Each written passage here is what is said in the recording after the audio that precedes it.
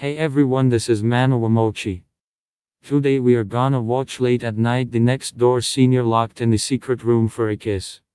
This is Fisher part of this novel, also this is a audiobook of this video.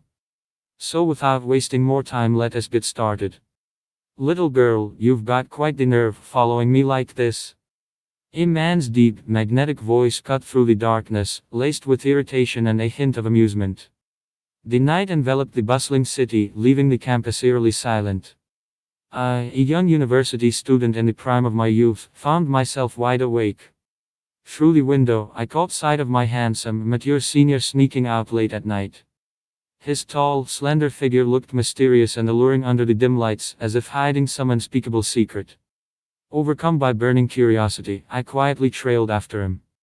The night breeze brushed past, sending a chill down my spine, and I instinctively hugged my arms tighter.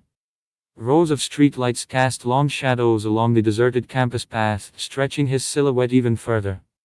The cobblestones beneath my feet glowed faintly under the light, each step sending tremors through my heart, equal parts thrilling and terrifying. My mind raced with wild guesses about why he'd leave so late, my thoughts a tangled mess. Yet in a secluded corner he abruptly sensed my presence. Before I could react, he turned with the speed of a predator, his movements so swift I barely had time to blink. He seized my wrist with a grip so tight I yelped in pain. "Ah, senior, that hurts," my cry pierced the night's silence, only to be swallowed by the darkness. Showing no mercy, he dragged me into a hidden room. With a heavy thud, the door slammed shut, plunging my world into pitch-black nothingness. The darkness clung to me like thick ink, suffocating and oppressive. The musty air hinted at years of neglect, as if this place had long been forgotten. "Senior, what are you doing?" My voice trembled with fear and confusion, tears welling in my eyes. The sound echoed helplessly in the confined space, small and fragile. "What am I doing? You reckless little thing, walking right into the lion's den." His voice dripped with menace, every word a blade of ice stabbing into my heart. His tone was laced with fury, sending uncontrollable shivers down my spine. I felt him step closer, his measured footsteps reverberating in the cramped room, each one a hammer to my chest. My back pressed desperately against the cold wall, the only anchor in this nightmare. The chill seeped through my thin clothes, making me shudder. My heart pounded so violently I feared it might burst. "Senior, please. Let me go." My plea was choked with tears, desperation and terror thick in my voice. I wished this were just a bad dream, that I could wake up and escape this horror. Tears blurred my vision, deepening the suffocating darkness. "Let you go? Not that easy." His breath was hot against my face, carrying an unshakable dominance. I tried to turn away, but there was nowhere to hide. His presence felt like an invisible net, trapping me completely. Suddenly, he braced an arm against the wall, caging me between his body and the cold surface. I could feel his warmth radiating against me, sending my pulse into chaos. His chest pressed close, his heart beat erratic and wild, as if barely containing some primal urge. The proximity was overwhelming, I could hardly breathe. "Little girl, you know how dangerous this was tonight, don't you?" His voice was a low, hypnotic murmur, curling around me like a spell. It was laced with something dark, pulling me toward an abyss. "Senior, I was just curious," I stammered, my voice shaking beyond control. The words sounded feeble in the heavy silence. "Curious?" He let out a humorless chuckle. "Curiosity kills." The sound was eerie, bouncing off the walls and amplifying my dread. His free hand traced my cheek, fingertips scorching my skin. "But since you're here, you're not leaving so easily." His touch sent waves of panic through me. I flinched away. "Senior, stop this."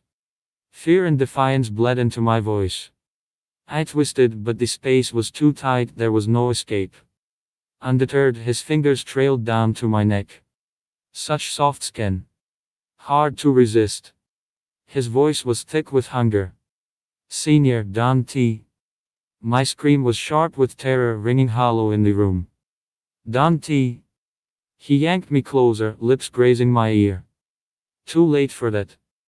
His words were absolute, leaving no room for refusal. Then his mouth crashed onto mine. I fought wildly. Ma'am, let go. My pushes were futile against his strength. I writhed, but his grip was unbreakable.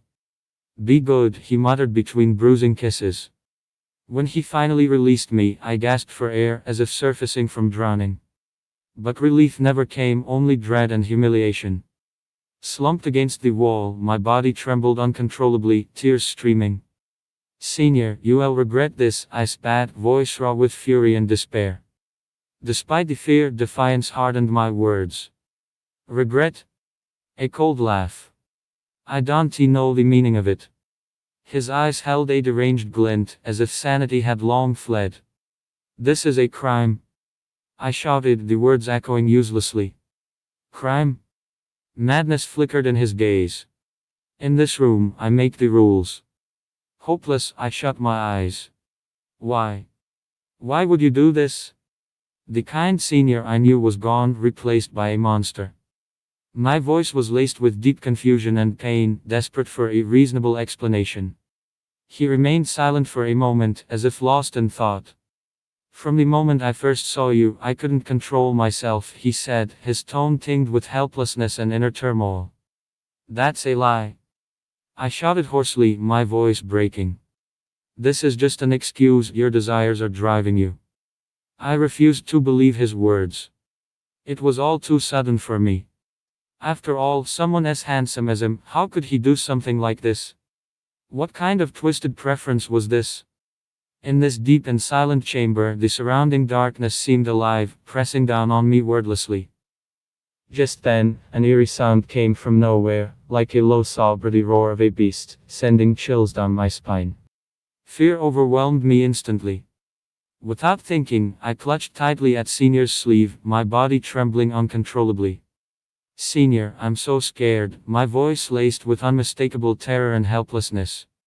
Senior turned to me, his handsome face appearing exceptionally resolute in the dim light. He reached out and gently patted my shoulder, comforting me softly, don't be afraid, little one. I'm here. As he spoke, he firmly grasped my hand, his broad, warm palm imparting a sliver of courage. Steadying myself, I followed Senior as we slowly approached the source of the strange sound. As we drew closer, in a corner of the chamber, we discovered a seemingly ordinary yet concealed drawer.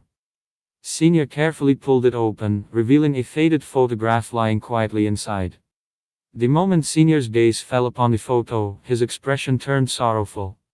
His eyes brimmed with endless pain and deep longing, as though his very soul had been drawn into the image. I watched him with concern, my heart filled with worry. Senior picked up the photo slowly, his fingers lightly tracing its surface. His voice was low and hoarse as he spoke, this is a photo from my childhood, my parents and me. Back then, our family was so happy and whole. His voice trembled slightly. But then, a sudden tragedy took my parents from me. Since then, I've been wandering this world alone. I listened quietly to Senior's story, each word striking my heart like a hammer, filling me with an indescribable ache for him. Just then, a violent tremor shook the chamber. A massive stone plummeted from above without warning, hurtling toward us. I screamed in terror, my mind blanking out completely. Senior reacted swiftly, pulling me into his arms and shielding me with his sturdy frame. In that moment, pressed tightly against his chest, I could clearly feel the strong, steady beat of his heart. His embrace was warm and safe, offering solace amid the sudden danger. Once the danger passed, we continued our exploration of the mysterious chamber. Before long, an imposing password lock blocked our path. I racked my brain, recalling every word Senior had spoken earlier, searching for clues to the password. Carefully, I entered the numbers, but when I pressed the confirmation key with hopeful anticipation, only the disappointing sound of an error echoed back. We were instantly plunged into a dilemma. Senior's brow furrowed tightly, his eyes reflecting anxiety and deep thought. Unwilling to give up, I scanned our surroundings. Suddenly, I noticed strange symbols on the wall, twisted shapes that seemed to shimmer mysteriously in the darkness, as if intricately linked to the password. Senior stood nearby, arms crossed, lost in contemplation. Meanwhile, I decided to try the password again based on the symbol's hints. My heart raced wildly, each digit I entered felt like a gamble. With bated breath, I pressed the final number. A crisp click rang out, the lock had finally opened. The door slowly rose, releasing a musty draft as we cautiously stepped into the unknown room. The moment we entered, a pungent odor assaulted our senses, overpowering and nauseating, like a mix of rotting flesh and chemicals. It made my head spin, nearly forcing me to retch. Without hesitation, Senior covered my nose and mouth with his hand, his deep, magnetic voice instructing, "Don't breathe, little one. Follow me." Then, gripping my hand tightly, he led me swiftly through the unbearable space. After barely making it through, we reached a fork in the path. Two passages stretched before us, one to the left, one to the right. Shrouded in darkness and uncertainty, we had no idea which would lead us to the exit. Senior stared at the two paths, hesitation and confusion in his eyes. "Little one, this is tricky. I don't know which way to go," he admitted, a trace of helplessness in his voice. I took a deep breath, forcing myself to stay calm as I studied the passages. "Senior, should we try the left one first?" Senior nodded. "All right. Your call." We ventured into the left passage, the darkness clinging to us like a tangible force. With every step, an invisible pressure weighed on us, as if countless eyes watched from the shadows. Suddenly, a cold wind swept through, carrying faint whispers and sobs. "Senior, I'm scared," I whispered, gripping his arm tightly, my voice shaking. Senior stopped and pulled me into his embrace. "Don't be afraid. I won't let anything hurt you," he assured me, his voice firm. His hold offered a sliver of comfort as we pressed onward. We walked for what felt like an eternity, yet there was no sign of an exit. Despair began creeping into my heart. "Senior, did we take the wrong path? Why can't we get out?" Senior tried to reassure me. "Don't lose hope, little one. Maybe the exit is just ahead." But it wasn't. No matter how far we walked, it felt like we were going in circles. Just as we were about to give up, strange mechanisms activated in the passage. Sharp spikes shot out from the walls. Senior reacted instantly, yanking me aside to avoid the deadly assault. Then the ground shook and boulders rained from above. Senior shielded me, dodging danger at every turn. "Senior, this isn't working. We need to find a way to disable these traps," I urged anxiously. While evading attacks, Senior scanned our surroundings. "Little one, look at that wall, there might be a control switch." Following his gaze, I spotted a hidden button in the darkness. With all his strength, Senior hurled me toward it. "Little one, go." I soared through the air, landing right beside the button. Without hesitation, I pressed it and the traps deactivated instantly. We pressed on, facing more puzzles and perils. But guided by Senior's wisdom and courage, we overcame each challenge. Finally, a faint glimmer of light appeared ahead. "Senior, is that the exit?" I asked excitedly. Senior tightened his grip on my hand and quickened his pace. "Let's hope so." When we eagerly reached the source of the light, we found only a small ventilation shaft, still trapped within the secret chamber. Disappointment washed over us again, but Senior encouraged me, saying, "Hey, at least we're one step closer to the exit." We rallied our spirits and continued searching for a way out. At another fork in the path, we discovered strange clues. Ancient characters were carved into the walls, seemingly hinting at the correct route. Senior studied the text carefully. "I think we should go right this time." I nodded and followed him down the unknown path once more. The passage was filled with an eerie atmosphere, the walls shimmering with an otherworldly glow.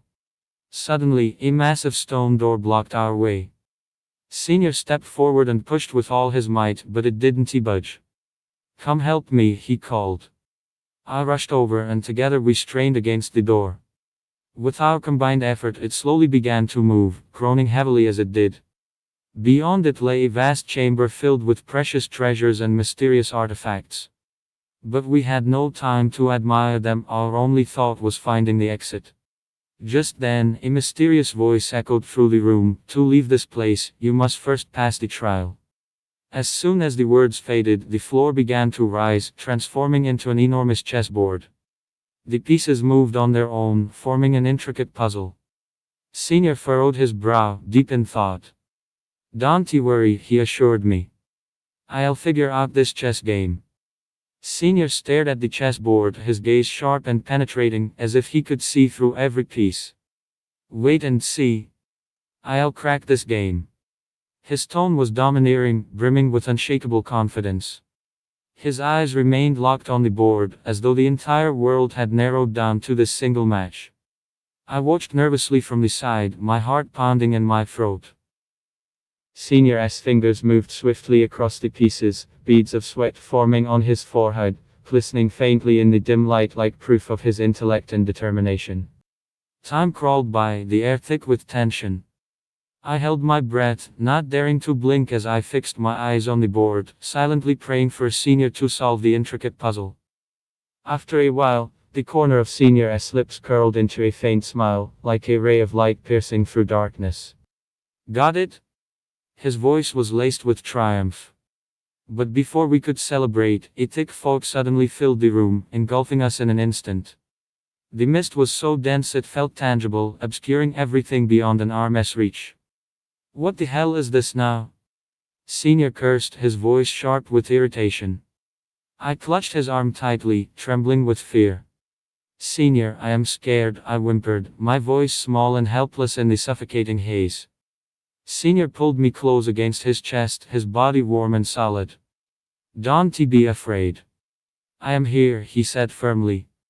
As the fog gradually dissipated, we found ourselves facing a narrow passage lined with sharp spikes on either side. The jagged edges glinted ominously in the faint light, sending chills down my spine. "Senior, how do we get past this?" My voice shook as I stared at the deadly spikes. He glanced at me, his eyes resolute. "Hold on to me tight, little one," he murmured, his voice deep and reassuring. With that, he shielded me with his body and carefully stepped into the passage. Every move felt perilous, danger lurking at every turn. As we advanced, my foot accidentally brushed against one of the spikes. A sharp pain shot through me and I cried out. "Bear with it." Senior quickened his pace, his breathing ragged but his steps unwavering. Finally, we emerged into a vast chamber. At its center lay a massive lake, its waters an eerie shade of green. The surface was unnervingly still, like a sheet of emerald silk, yet it reeked of something foul. "Senior, this lake looks terrifying," I whispered, my voice trembling. Senior frowned, his gaze wary as he studied the water. "No choice. Let us check it out." He took my hand and led me closer. Suddenly, a monstrous creature erupted from the lake. Covered in scales, its massive form loomed over us, eyes glowing green as it lunged with bared fangs. Senior shoved me aside and charged at the beast. "Stay back, little one." His voice echoed through the chamber. "Senior, be careful." I screamed, my heart leaping into my throat. Senior dodged the creature's attacks with agile grace, countering with precise strikes. After several exchanges, the monster began to falter, its movements sluggish and weak. You think you can hurt me?" "Not a chance." Senior's voice was fierce, his eyes blazing with defiance. Seizing the moment, he drove his fist into the monster's abdomen. With a pained roar, it collapsed to the ground. With the creature defeated, we pressed on, searching for an exit. Then, a stone door slowly rose, revealing a dark void beyond. A cold gust of wind swept out, making me shiver. "Stay close," Senior said, gripping my hand as we stepped inside. His touch was warm and steady, a small comfort in the unknown.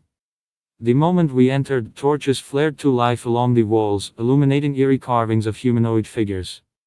Their expressions ranged from grotesque to sinister, sending a chill down my spine. "Senior, these carvings are so strange," I murmured, my voice quivering. Senior didn't respond, his brow furrowed in concentration as he studied them. Suddenly the figures seemed to move, their hollow eyes locking onto us. I yelped and buried my face against Senior's chest. Don't be afraid, he murmured, holding me tight. The steady rhythm of his heartbeat slowly calmed me. Just then, the ground beneath us gave way, and we plummeted into a deep pit. Senior, can we get out? My voice cracked with tears. He pinched my cheek lightly. As long as I am here, we will. His unwavering gaze gave me hope. After scanning the pit, Senior spotted jagged protrusions along the walls. I'll climb up first, then pull you after me, he said, carefully scaling the uneven surface. With great effort, he reached the top and hauled me up. We pressed forward, only to find ourselves in a labyrinth of twisting corridors. Senior, I can't go on, I panted, my legs leaden with exhaustion. He stopped and turned to me, his eyes softening. Come on, I'll carry you. He crouched down, offering his back. Climbing onto him, I felt an overwhelming sense of security. His strides were steady and sure, carrying us onward. After what felt like hours, we finally escaped the maze, only to find ourselves back in the very first room. How? My voice broke as tears spilled over. Senior gritted his teeth. There is always a way out. His determination never wavered. Then, a disembodied voice echoed through the chamber. You will never escape. Ha ha ha, the taunting laughter sent a shiver down my spine. Enough talk. Show yourself. Senior roared, his voice reverberating with defiance. To leave, you must pass every trial, the voice replied. Suddenly, a grid of laser beams crisscrossed the room, deadly and precise. Senior pulled me along, dodging frantically. Watch out! He urged, his voice tense. In the chaos, a laser grazed his arm, staining his sleeve crimson. Senior, you read bleeding? I gasped, my vision blurring with tears. He wiped the blood away. It is nothing. Keep moving. His voice was steady, as if the wound meant nothing. At last, we evaded the lasers. This must be the final test, Senior said, exhaustion lining his voice, but hope still burned in his eyes. At that moment, a massive treasure chest appeared in the center of the room, its lid secured with a lock. Senior, could this be the key to the exit? I asked, a flicker of hope igniting in my chest. Senior stepped forward, examining the lock carefully. Let's try it, he said, his voice steady and calm. I watched nervously as he worked on the lock, my heart leaping into my throat again. Suddenly, Senior pulled me into his arms. Little one, once we get out of here, you remind, he murmured, his voice low and suggestive, his warm breath brushing against my neck. My face flushed. Senior, my heartbeat raced, unsure how to respond. Just then, the lock clicked open, and a door materialized before us. Finally, we can leave, Senior said, leading me through. But beyond the door wasn't the outside world, it was another unknown chamber, even more eerie and terrifying than the last. The walls pulsed with an eerie glow, and strange noises echoed from the shadows. Senior frowned. No matter what, we'll find a way out. I nodded, staying close behind him. The chamber reeked of a pungent, nauseating odor. We treaded carefully until the ground beneath us began to writhe with squirming insects, sending shivers down my spine. Without hesitation, Senior crushed them underfoot and pressed onward. Eventually, we reached a massive stone coffin, its surface carved with cryptic symbols. Senior, what is this? I asked, my voice trembling. He studied the markings closely. I'm not sure, but it doesn't feel right.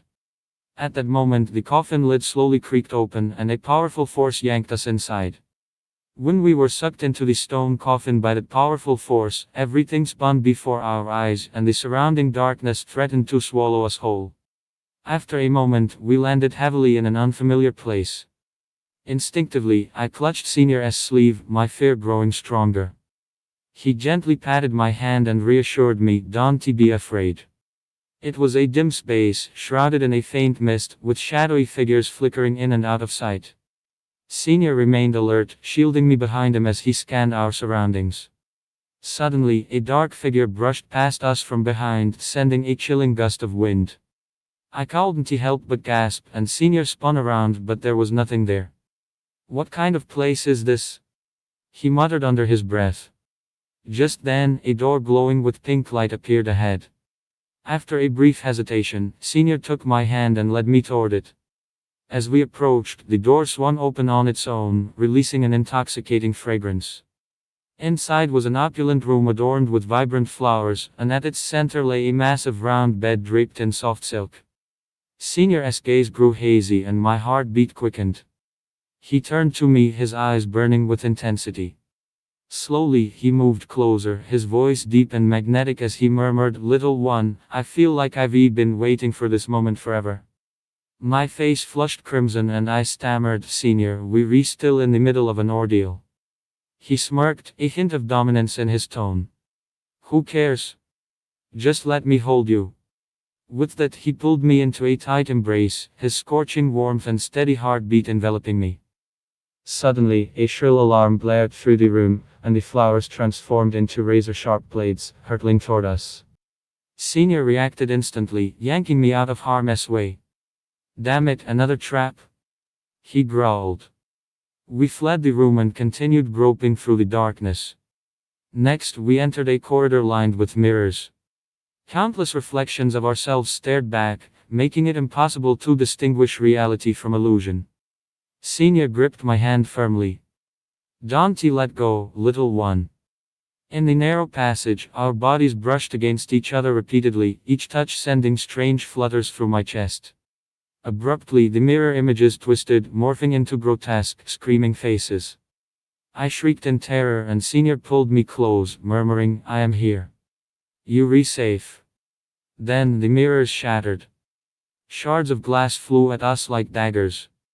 Senior shielded me with his body, and a sharp fragment sliced his arm, drawing blood. "Senior, you hurt?" I cried, heart aching. He smiled faintly. "It's nothing." After escaping the mirror corridor, we stumbled into a sprawling maze thick with fog, obscuring any sense of direction.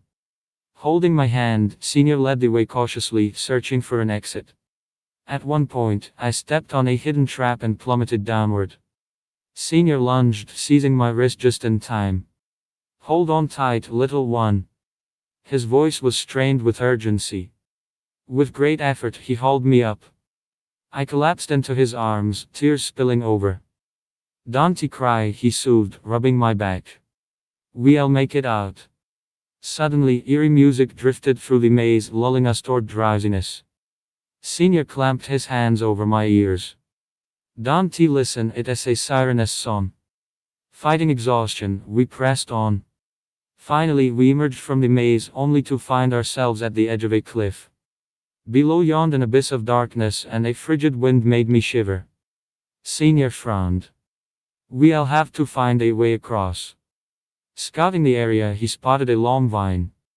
"I'll go first, then pull you over," he said, gripping the vine and inching his way to the other side. Once safely across, he secured the vine and signaled for me to follow. Gulping, I grabbed it and began my shaky traverse. Just as I neared the end, the vine slackened. "Little one!" Senior shouted, stretching out desperately. At the last possible second, he caught my hand and hauled me up. I crumpled to the ground, gasping. Senior helped me up and pressed a kiss to my forehead. "You're okay now." Then, a stone door materialized at the cliff's edge, creaking open to reveal a sliver of light. Senior squeezed my hand. "This might be our way out. Let us go." But beyond the door lay a vast laboratory, filled with bizarre equipment and bubbling flasks. "What is this place?" I whispered. Senior shook his head. "No idea, but it feels dangerous." A cold voice echoed through the room. "Did you really think escaping would be so easy? Show yourself." Senior challenged. Only mocking laughter answered. Machines whirred to life, spewing bolts of electricity and jets of flame. Dodging frantically, we both sustained scrapes and burns. "Senior, what do we do?" I pleaded. His eyes darted around. "Trust me. We'll find a way." Spotting a control panel, he slammed a button without hesitation. Everything froze. The lab door slid open, sunlight pouring in. "We're free." Senior exulted. But outside awaited an entirely foreign world. Where are we now? I asked. He shrugged. No clue. But at least we're alive. Turning to me, his gaze softened with tenderness. No matter what happens next, I won't let anything hurt you again. Blushing, I nodded.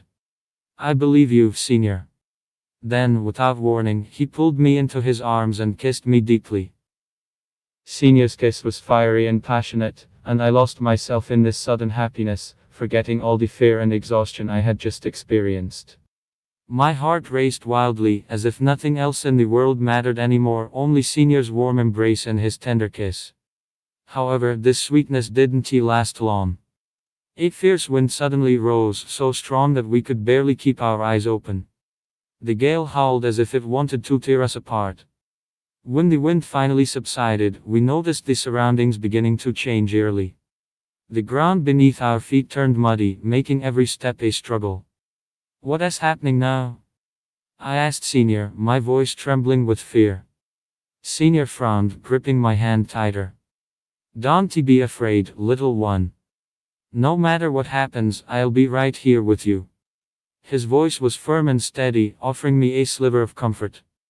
No sooner had he spoken than a deep, rumbling roar echoed in the distance, like the growl of an ancient beast. The sound made the earth tremble slightly, and when we turned to look, we saw a massive shadow slowly moving toward us. As the shadow drew closer, we finally saw it clearly, a gigantic, monstrous creature. Its body was like a small mountain, with sharp fangs glinting coldly in the dim light. Its eyes burned with a vicious glow, as if it could devour our very souls. Without hesitation, Senior shielded me behind him and whispered, "Little one, stay back." His eyes were filled with resolve. I shook my head desperately. No, Senior. I won't leave you. How could I abandon him now, letting him face this danger alone? Senior said no more and charged at the beast. The monster swung its enormous claws, stirring up another gust of wind as it lunged at him. Senior dodged with uncanny agility, moving like a phantom as he counterattacked. Every strike he landed was powerful, searching for the creature's weakness. I watched anxiously from the sidelines, my heart pounding in my throat. My eyes were glued to their battle, my fists clenched so tightly that my nails dug into my palms, though I barely felt the pain. Just as the fight reached its peak, the beast suddenly spewed a cloud of black smoke, instantly engulfing Senior. The smoke spread rapidly, obscuring him from view. Senior! I screamed, wanting to rush forward, but fear weighed me down, making my legs feel like they were made of lead. As the smoke gradually cleared, Senior lay motionless on the ground. My heart plummeted into an icy abyss, a wave of despair washing over me. Senior, wake up! I ran to him, tears streaming down my face. My vision blurred as I collapsed beside him, my hands trembling uncontrollably. Just when I thought all hope was lost, Senior slowly opened his eyes. Little one, don't cry. I am okay, he murmured weakly. His voice, though faint, was like a ray of light piercing through my darkness. I helped him to his feet, but the beast was already advancing again. Despite his injuries, Senior steadied himself, ready to fight once more. His eyes still burned with determination, his spirit unbroken. Suddenly, a clear, melodious bird call rang out from the sky. A magnificent divine bird descended, radiating a brilliance like the sun. The beast hesitated at the sight of it, its eyes flickering with fear. The divine bird let out a few more resonant cries, as if issuing a final warning. Under its majestic presence, the monster turned and fled, vanishing into the darkness. What just happened? I asked, bewildered. Senior gazed at the divine bird thoughtfully. Maybe this is our salvation. Its appearance felt like fate itself had intervened. The bird flew closer, chirping softly as if urging us to follow. Its eyes were gentle and kind, inspiring an instinctive trust. We trailed behind it until we arrived at the gates of a mysterious castle. The towering structure was draped in ancient vines, its doors shut tight, exuding an aura of solemn mystery. The castle doors slowly creaked open, revealing an interior steeped in secrecy. The air inside smelled ancient, as if the castle had slumbered for 8,000 years. Senior and I stepped cautiously inside, finding a massive spellbook at the center of the grand hall. Its cover was etched with intricate symbols and patterns. When Senior reached out and opened the book, a radiant light burst forth, enveloping us in warmth and comfort. When the light faded, we found ourselves standing in a breathtaking garden. Flowers of every color bloomed in abundance, their fragrance filling the air. Butterflies flitted among the blossoms, and bees buzzed busily. "Where are we?" I gasped, awestruck by the beauty around us. Senior smiled. "Maybe this is our reward." His expression was relaxed for the first time in what felt like ages. Just as we were soaking in the serenity, a mysterious voice whispered in our ears, "Your journey is not yet over." It sounded distant, as if carried on the wind. Senior and I exchanged a glance, knowing that new challenges awaited. But for now, our hands remained tightly clasped, filled with courage and resolve. Hand in hand, we ventured further into this unknown world. Soon, we came upon another garden, even more vibrant than the last. Then, from among the flowers, a graceful figure emerged, a woman in a flowing white gown, her hair cascading like a waterfall. She looked ethereal, like a fairy descended from the heavens, yet her eyes held a trace of sorrow. "You've finally arrived," she said softly, her voice as sweet as a nightingale's song. "Who are you?" Senior asked warily, instinctively shielding me. The woman sighed. "I am a spirit trapped here. Only you can break my curse." Her voice was heavy with sorrow. Senior's brow furrowed. "What must we do?" His gaze was steady, ready for whatever lay ahead. She pointed toward a cluster of flowers. "Among them is a unique blossom. If you retrieve it, my curse will be lifted." Hope flickered in her eyes. Senior turned to me. "Little one, wait here. I'll go." I grabbed his hand. "No, I am coming with you." I refused to let him face this alone. With a nod, we took a deep breath and stepped into the flower bed together. The garden was teeming with flowers, all blooming in fierce competition, dense and dazzling. We searched carefully for that one unique blossom, our clothes soaked with sweat. After a long and arduous search, we finally found the strangely shaped flower. Its petals shimmered with peculiar hues, radiating an otherworldly glow. Just as we were about to leave, a horde of flower spirits ambushed us. Their faces twisted in malice, they brandished razor-sharp stems and launched their assault. My senior shielded me tightly, engaging the flower spirits in a desperate struggle. His movements were swift and precise, repelling their attacks again and again. At the critical moment, I discovered the flower spirit's weakness. Working together, we finally broke free from their clutches. Senior grabbed my hand and we sprinted back, clutching the precious flower tightly. Breathless but triumphant, we returned to the woman and presented her with the flower. As she took it, a brilliant light erupted from her body. Within that radiance, her figure gradually blurred, transforming into a beautiful butterfly that soared into the sky. "Thank you," her voice echoed through the air before fading away. Yet, before we could even catch our breath, the surroundings shifted once more. A fierce wind howled, scattering petals into chaos.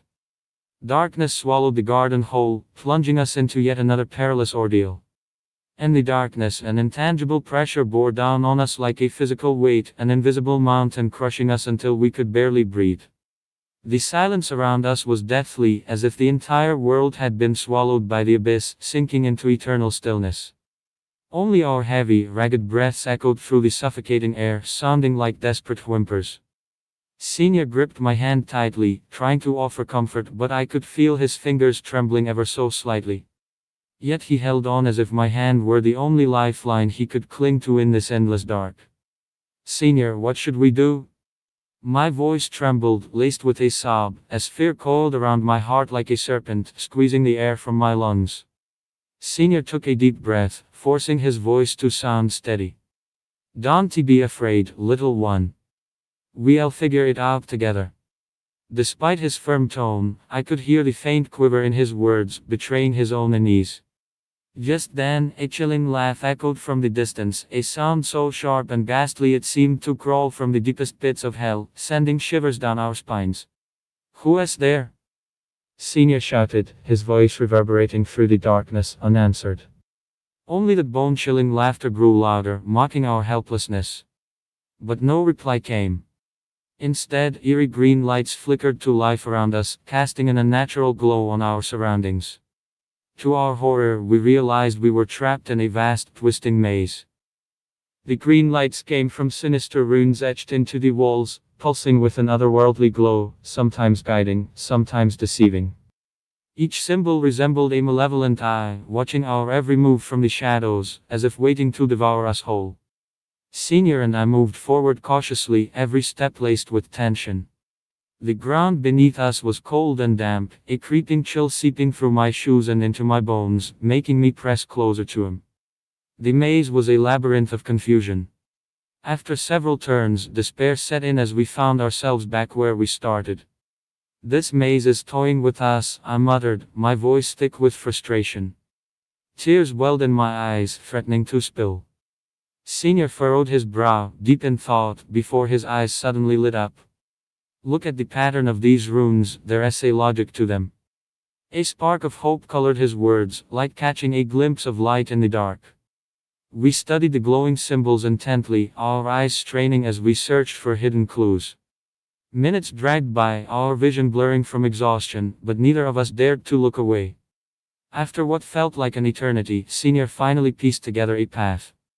"Follow me," he said firmly, pulling me along. His grip was unyielding, leaving no room for resistance as he led us through the maze with newfound confidence. Just as we thought we were nearing the exit, a massive shadow loomed before us, a figure cloaked in darkness, its face obscured, save for two crimson eyes burning like embers in the night. "Do you really think escape is so easy?" The stranger's voice was a rasping whisper, as if dredged from the abyss itself, dripping with malice. Senior immediately stepped in front of me, his voice fierce. "Who are you? Why are you stopping us?" His defiance rang clear, a challenge laced with raw courage. The figure let out a hollow laugh. "You've trespassed where you don't belong. There is only death waiting for you." With a sweep of its hand, a wave of dark energy surged toward us, a force so vile it threatened to consume us whole. Senior fought back, his body radiating a faint light as he clashed against the onslaught. But the enemy's power was overwhelming. His strength waned, his body shaking, sweat beading on his forehead. Just as he was about to collapse, I noticed a flickering rune beneath the figure's feet, a pattern pulsing weakly, as if signaling to us. "Senior, aim for his feet." I screamed, my voice shrill with panic. With a final burst of effort, Senior struck the ground beneath the enemy. A deafening explosion rocked the maze and the shadowy figure vanished into the dark. Senior slumped into my arms, breath ragged. I held him tightly, feeling the rapid beat of his heart against mine. "Senior, are you okay?" My voice was soft, laced with worry. Weakly, he smiled, then suddenly pulled me into a crushing embrace. "Little one," he murmured, his breath warm against my ear, "I won't let anyone hurt you." The words sent heat rushing to my cheeks. We pressed onward, hope and dread warring in our chests. After countless twists and turns, we finally escaped the maze, only to find ourselves in a desolate wasteland.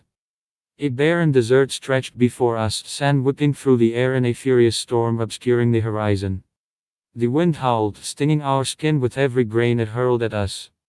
"Senior, how did we end up here?" My voice was swallowed by the gale.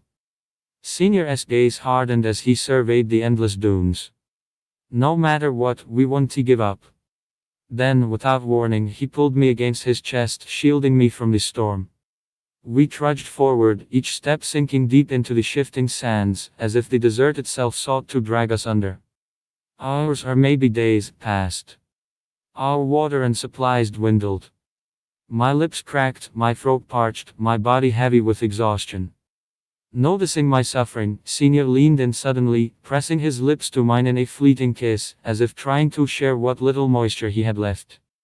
Just as despair threatened to consume us, an ancient temple emerged in the distance. Its doors were shut, but a faint light seeped through the cracks, a fragile beacon of hope in the raging storm. My senior and I supported each other as we trudged step by step toward the temple. Each stride was filled with hardship and anticipation.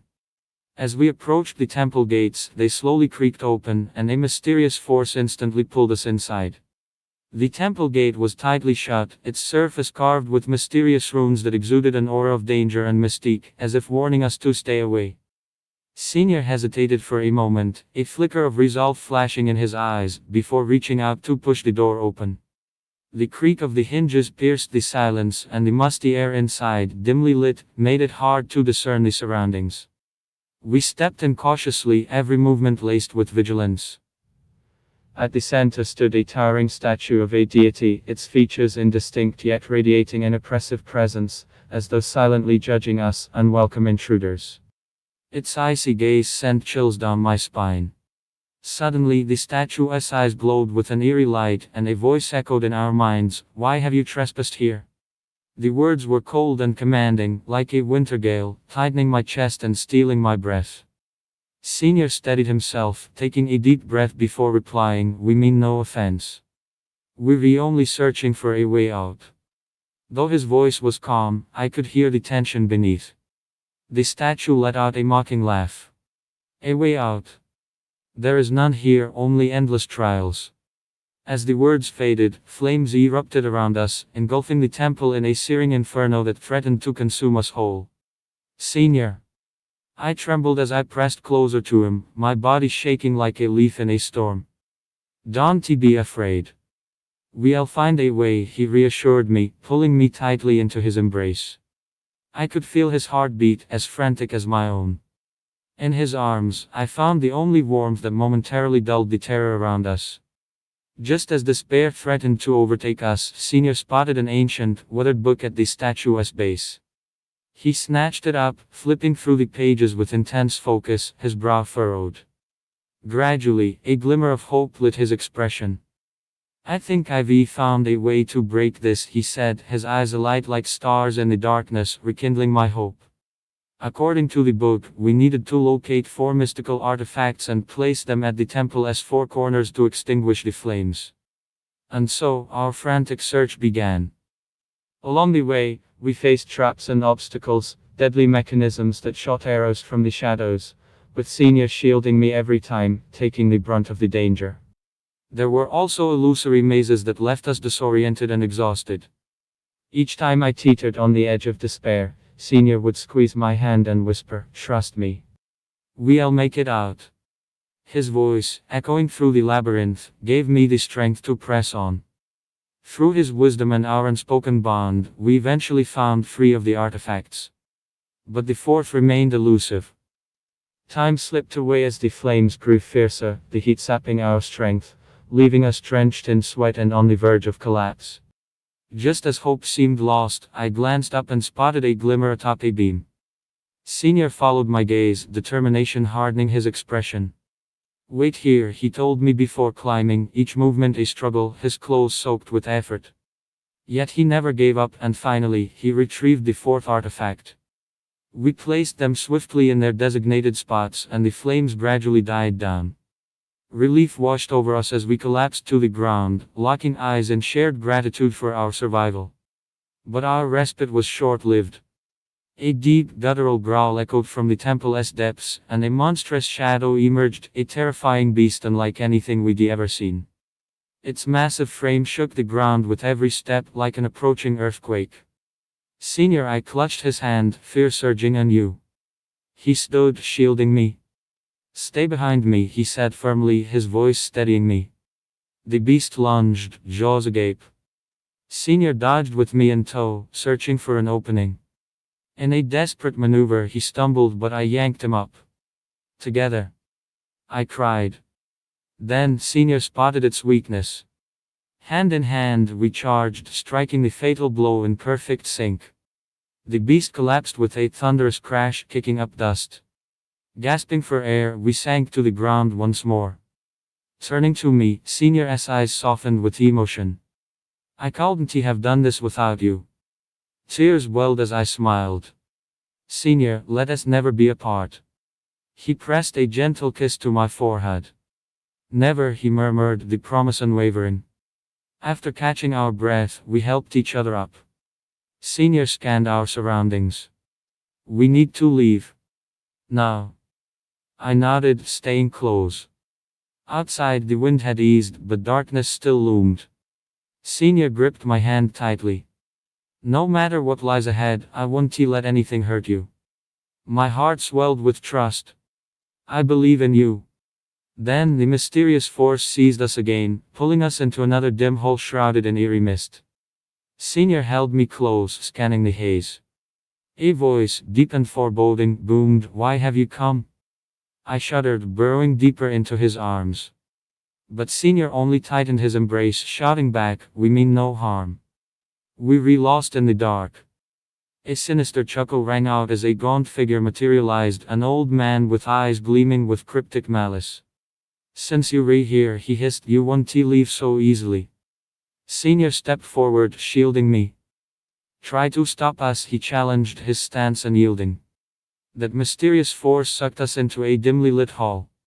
Eerie mist swirled around, obscuring our surroundings.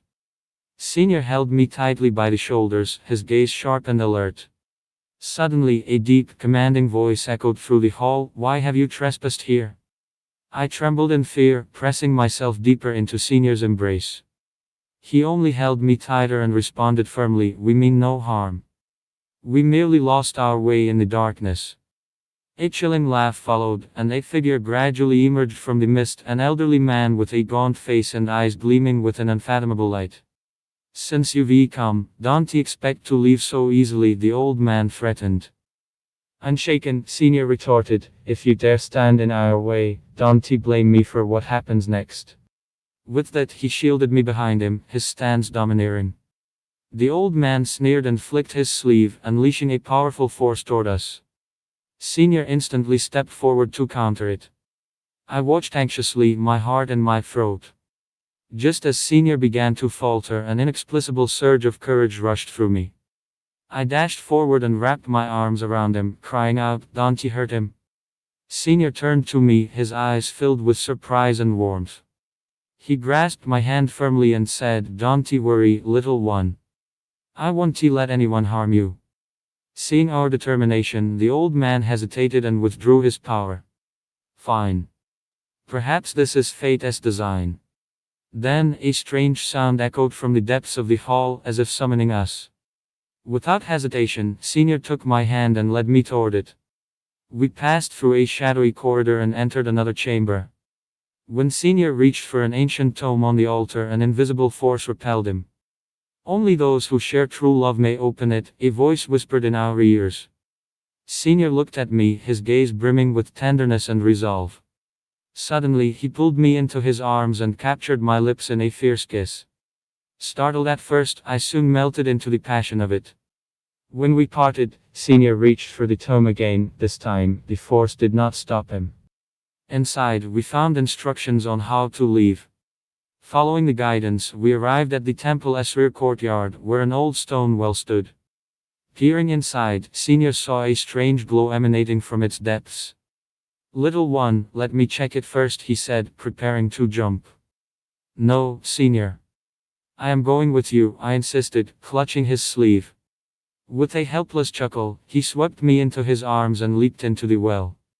The well seemed to lead to another world, a realm of dazzling lights and surreal landscapes. Senior never loosened his grip, shielding me from any harm. After what felt like an eternity, a sliver of light appeared ahead. We hurried forward and emerged into a breathtaking valley. Flowers bloomed in abundance, and a gentle stream murmured nearby. Senior led me to the water's edge, cupping some in his hands to wash the grime from my face. His eyes overflowed with tenderness, and I found myself lost in them. Suddenly, he smirked and splashed water on me. "Look at you, all flustered," he teased. I pouted, but he pulled me close and kissed me again, deep, lingering, as if time itself had stopped. When we finally parted, he murmured, "From now on, you belong only to me." Blushing, I nodded. The golden hues of sunset bathed us, illuminating our blissful smiles. We spent peaceful, joyous days in that valley. Senior doted on me endlessly, every glance, every touch brimming with love and possessiveness. At night, we lay on the grass beneath a sky full of stars. He held me tightly, his heart beat fierce against me. You remain. Forever, he whispered, his breath warm against my ear. As days passed, our bond deepened. Senior surprised me often, sometimes with a wildflower he depicked, other times with a lavish picnic. One day, as I washed clothes by the stream, he embraced me from behind. We lingered in the dreamlike valley, wrapped in love as sweetness. The sun warmed our skin, and fragrant breezes carried the scent of blossoms, as if time stood still for us. But fate soon bared its fangs. Without warning, the valley quaked violently. Boulders crashed down like meteors, the earth splitting beneath us. Run! Senior shielded me instantly, his eyes blazing with resolve. A massive rock struck him. He grunted in pain, blood staining his clothes. Senior! I screamed, tears blurring my vision, terror clawing at my heart. Seeing him hurt shattered my world. Darkness swallowed me. When I awoke, I was back in that sinister chamber alone. I called for Senior desperately, but only silence answered. Fear coiled around me, but for his sake, I forced myself to stay calm and press on. Ahead, 3 passages glowed ominously, red, green, and blue. From the red one came anguished wails, as if tormented souls wept. The green passage was veiled in thick, impenetrable fog. The blue one echoed with shrill screeches, like warnings from some unseen beast. Torn with dread, I chose the blue path. The moment I stepped in, a violent gust hurled me to the ground. Pain lanced through me, but I staggered up, finding myself in a vast mechanical chamber. Gears and pipes covered the walls, grinding and hissing. At the center stood a colossal control panel, its buttons and lights flashing chaotically. Just as I was at a loss, a cold, emotionless voice rang out, "Press the correct button, or the room will initiate its self-destruct sequence." Panicked, I stared at the control panel, the buttons and indicator lights seemed like grim omens. My heart raced and cold sweat beaded on my forehead. Time ticked away, each second a sharp blade slicing through my nerves. Suddenly, I remembered the story pattern I had once admired with my senior in the valley. It was a beautiful night, we lay on the grass, gazing at the sky, sharing our dreams and hopes. Clinging to that memory, I desperately searched the control panel until I found a similar symbol. With trembling hands, I pressed the button. Congratulations! You've escaped death, for now, the voice announced as a door slowly creaked open, revealing a sliver of faint light. I took a deep breath, mustered my courage, and stepped inside. Before me stretched a suspended platform, surrounded by an endless abyss of darkness, a gaping maw ready to swallow me whole. A narrow stone bridge, barely wide enough for one person, spanned the void, leading to another sealed door on the far side. I treaded carefully, each step deliberate. But after only a few paces, the bridge began to shudder violently, cracks spider-webbing across its surface as though it might collapse at any moment. To pass, you must relinquish what you hold most dear, the merciless voice declared. Memories of my senior flashed through my mind, and tears spilled down my cheeks. My mother's necklace, my most treasured possession, a keepsake of her love, hung around my neck. But to find my senior, I gritted my teeth and clasped it and hurled it into the abyss. The bridge steadied, as if acknowledging my resolve. Without hesitation, I sprinted across and entered the next room. The room was filled with countless glass orbs, each emitting a strange glow, as if containing endless secrets. The orbs varied in size, arranged in a haphazard yet mesmerizing display, creating a dreamlike scene. Every orb revealed a completely different world inside. Some held beautiful gardens, vibrant with blooming flowers and colorful butterflies dancing among them, their sweet fragrance seeming to seep through the glass. Others contained bustling cities, with towering skyscrapers, endless streams of cars, and crowds of people, painting a lively and chaotic picture. While some were eerie graveyards, shrouded in cold mist, lined with tombstones, exuding an unsettling, spine-chilling aura. I anxiously weaved through the countless orbs, my eyes desperately searching for my senior. My heart pounded in my throat, each orb I checked filling me with tension and hope. Finally, in a corner, I spotted him inside one of the glass spheres. Senior was trapped in a cage of thorns, the sharp spikes mercilessly piercing his body, leaving him bloodied and bruised. His clothes were torn to shreds, revealing horrifying wounds. His eyes were filled with pain and helplessness, an expression of despair and vulnerability I had never seen before. Senior! I cried out, my voice sharp with desperation. My heart felt as if an invisible hand were squeezing it tightly, and I longed to break through the glass to save him. Then, words appeared on the wall, written in what looked like blood, exuding an eerie aura. Feed this black flower with your blood, and it will open the path to him. Without hesitation, I grabbed a nearby blade, feeling no fear or doubt. The blade sliced my wrist, sending a sharp sting through me, but I barely registered the pain as I let my blood drip onto the black flower. The flower seemed like a ravenous monster, greedily absorbing my blood, its petals trembling slightly as if relishing the gruesome nourishment. As the blood continued to pour, the flower slowly bloomed, each petal unfurling like a sinister smile. A door materialized before me, radiating a mysterious glow, as if it were a gateway to an unknown world. Ignoring the pain in my wrist and the blood still flowing, my mind was consumed by a single thought: to reach Senior as quickly as possible. I rushed through the door, and the sight before me instantly brought tears to my eyes. Little one! Senior called out hoarsely, his voice weak as if it took all his strength to speak. I sprinted toward him and threw myself into his arms. We clung to each other, weeping, our tears mingling and soaking our clothes. In that moment, all the pain, fear, and longing dissolved into our shared tears. But before we could savor the joy of our reunion, our surroundings shifted once more. We found ourselves back in a chamber, facing an enormous maze. The walls of the maze stretched high into the sky, built from massive stone blocks carved with strange symbols and patterns. Some resembled ancient, twisting scripts, impossible to decipher; others looked like mystical runes, glowing faintly as if whispering secrets. This time, we'll find the way out together, Senior said firmly, gripping my hand tightly. His gaze was steady and tender, filling me with courage and strength. We stepped cautiously into the maze, every move laced with vigilance. The air inside was stale and oppressive, weighing heavily on our hearts. Every turn hid unknown dangers, sudden traps or creatures lurking in the shadows. Yet no matter how we tried, we always ended up back where we started. Why is this happening? I whispered, despair creeping in as tears welled up again. The hopelessness of our situation crushed me. Don't give up. There has to be a way, Senior reassured me. Though exhaustion laced his voice, his words still carried a force that reignited hope within me. Just then, a strange light flickered through the dim, silent maze, and vague illusions began to materialize before us. When we focused, we gasped. The illusions were scenes from our past struggles in the chamber. There we were, frantic as we searched for an exit; there, our terrified faces as we faced deadly traps; and there, the heated arguments where we blamed each other. Every moment was vividly replayed before our eyes. This is testing our bond, Senior murmured.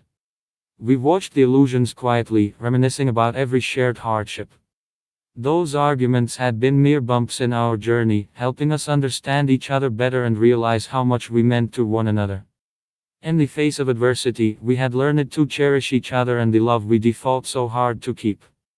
Our hands tightened around each other, our hearts growing steadier. We no longer let past quarrels haunt us but saw them as steps in our growth. Finally, through relentless effort, we deciphered the maze's patterns and hidden clues. Working together, we solved puzzle after puzzle until we found the exit. But the moment we stepped out, we were met with an even deadlier place. Traps and mechanisms lurked everywhere, razor-sharp spikes shot up from the ground without warning, ready to impale careless feet. Hidden crossbows fired arrows from the walls, their shrill whistles sending chills down our spines. Mysterious creatures watched us from the shadows, their eyes gleaming with eerie light, waiting for the perfect moment to strike. Senior shielded me again and again, rushing ahead to take the brunt of the danger. His reflexes were swift, pulling me out of harm's way at the last second every time. But his body bore the cost; his clothes were stained red with blood, his skin marred with wounds. Yet his face showed no trace of fear or hesitation. Senior, just go without me, I sobbed, unable to bear seeing him hurt for my sake. Guilt and anguish tore at my heart. No. I'll never leave you behind, he said firmly, his gaze overflowing with love and resolve. His voice, though weary, was unshakable, wrapping me in warmth and safety. We pressed on through the perilous terrain, each step fraught with hardship and danger. The ground could collapse beneath us at any moment, boulders might crash down from above. Yet with every trial, our bond grew stronger, our trust and reliance on each other reaching new heights. However, just as we thought we were about to escape, a massive dark shadow loomed before us. The shadow towered like a mountain, exuding a suffocating sense of oppression. Its presence seemed to freeze the air around us, filling us with an indescribable terror. "What is that?" I asked in horror, my voice trembling with fear. Senior shielded me, his gaze fixed firmly on the shadow. "Don't be afraid, little one. I am here," he said, his voice steady and reassuring, offering me a sliver of comfort. As the shadow drew closer, we finally saw it clearly, a monstrous creature with enormous wings and razor-sharp claws. Its massive frame was thick with muscle, and every breath it took carried a powerful gust of wind. The beast bared its fangs in a bloodthirsty snarl and lunged at us with terrifying speed, its charge fueled by overwhelming force.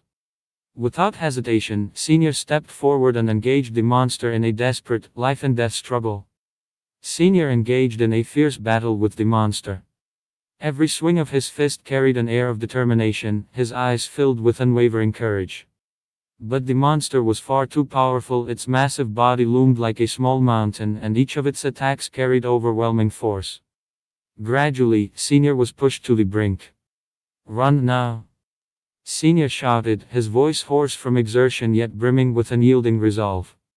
I stood frozen in place, my mind consumed by a single thought: I couldn't let him face this danger alone. Frantically, I scanned my surroundings for anything that could help, my gaze wild and desperate.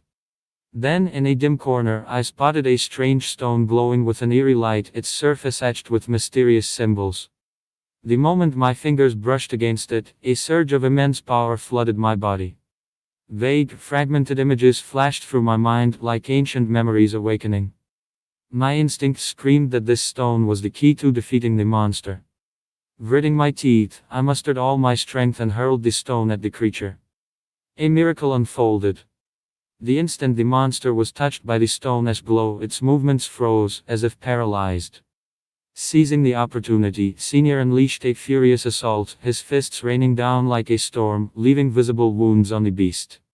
Yet, the monster refused to fall. It quickly shook off its momentary paralysis, its rage boiling over. Its eyes burned crimson, and a deafening roar erupted from its throat as its attacks grew even more frenzied and vicious. Then, in a split-second misstep, Senior was struck by the monster's massive claw. His body was flung backward like a broken kite, slamming into the hard wall with a sickening thud. Blood spilled from his lips, his face turning deathly pale before he collapsed, unconscious. "Senior!" My scream tore through the air, raw with despair and fury. My heart felt as though it had been ripped apart, tears streaming uncontrollably down my face. From somewhere deep within me, an unknown strength surged. I didn't know where the courage came from, but I charged at the monster without hesitation. My eyes burned with madness and defiance. The creature seemed startled by my sudden advance, momentarily thrown off balance, perhaps it never expected someone so frail to fight back. Just as I was about to collapse, the stone's glow flared brighter than ever, its radiant light forming a cage around the monster. Trapped within the brilliance, the beast writhed in agony, its ear-splitting shrieks shaking the very air. Slowly, its body burned away into wisps of black smoke until nothing remained. Ignoring my exhaustion and the pain racking my body, I stumbled toward Senior, carefully cradling him in my arms. My tears fell like a flood, unstoppable. "Senior, you have to wake up," I whispered, my voice trembling with both plea and determination. "We still have so much ahead of us." Perhaps my prayers truly had an effect, as Senior slowly opened his eyes. However, his gaze was weak, as if he could barely focus. "Little one, I'm fine." Senior forced a faint smile, trying to reassure me, but his pale complexion and feeble voice only made my heart ache even more. Before we could catch our breath, the surroundings underwent another drastic change. In an instant, we found ourselves in a room shrouded in thick mist, so dense it felt tangible, making it impossible to see even an inch ahead. Eerie laughter echoed through the room, as if emanating from the depths of the underworld, sending chills down our spines. Welcome to the next stage. I must say, I am impressed you've made it this far. But this one won't be so easy, the voice murmured, laced with mockery and menace. Gradually, spectral figures emerged from the mist, some towering and imposing, others twisted and diminutive, all lunging at us with claws bared.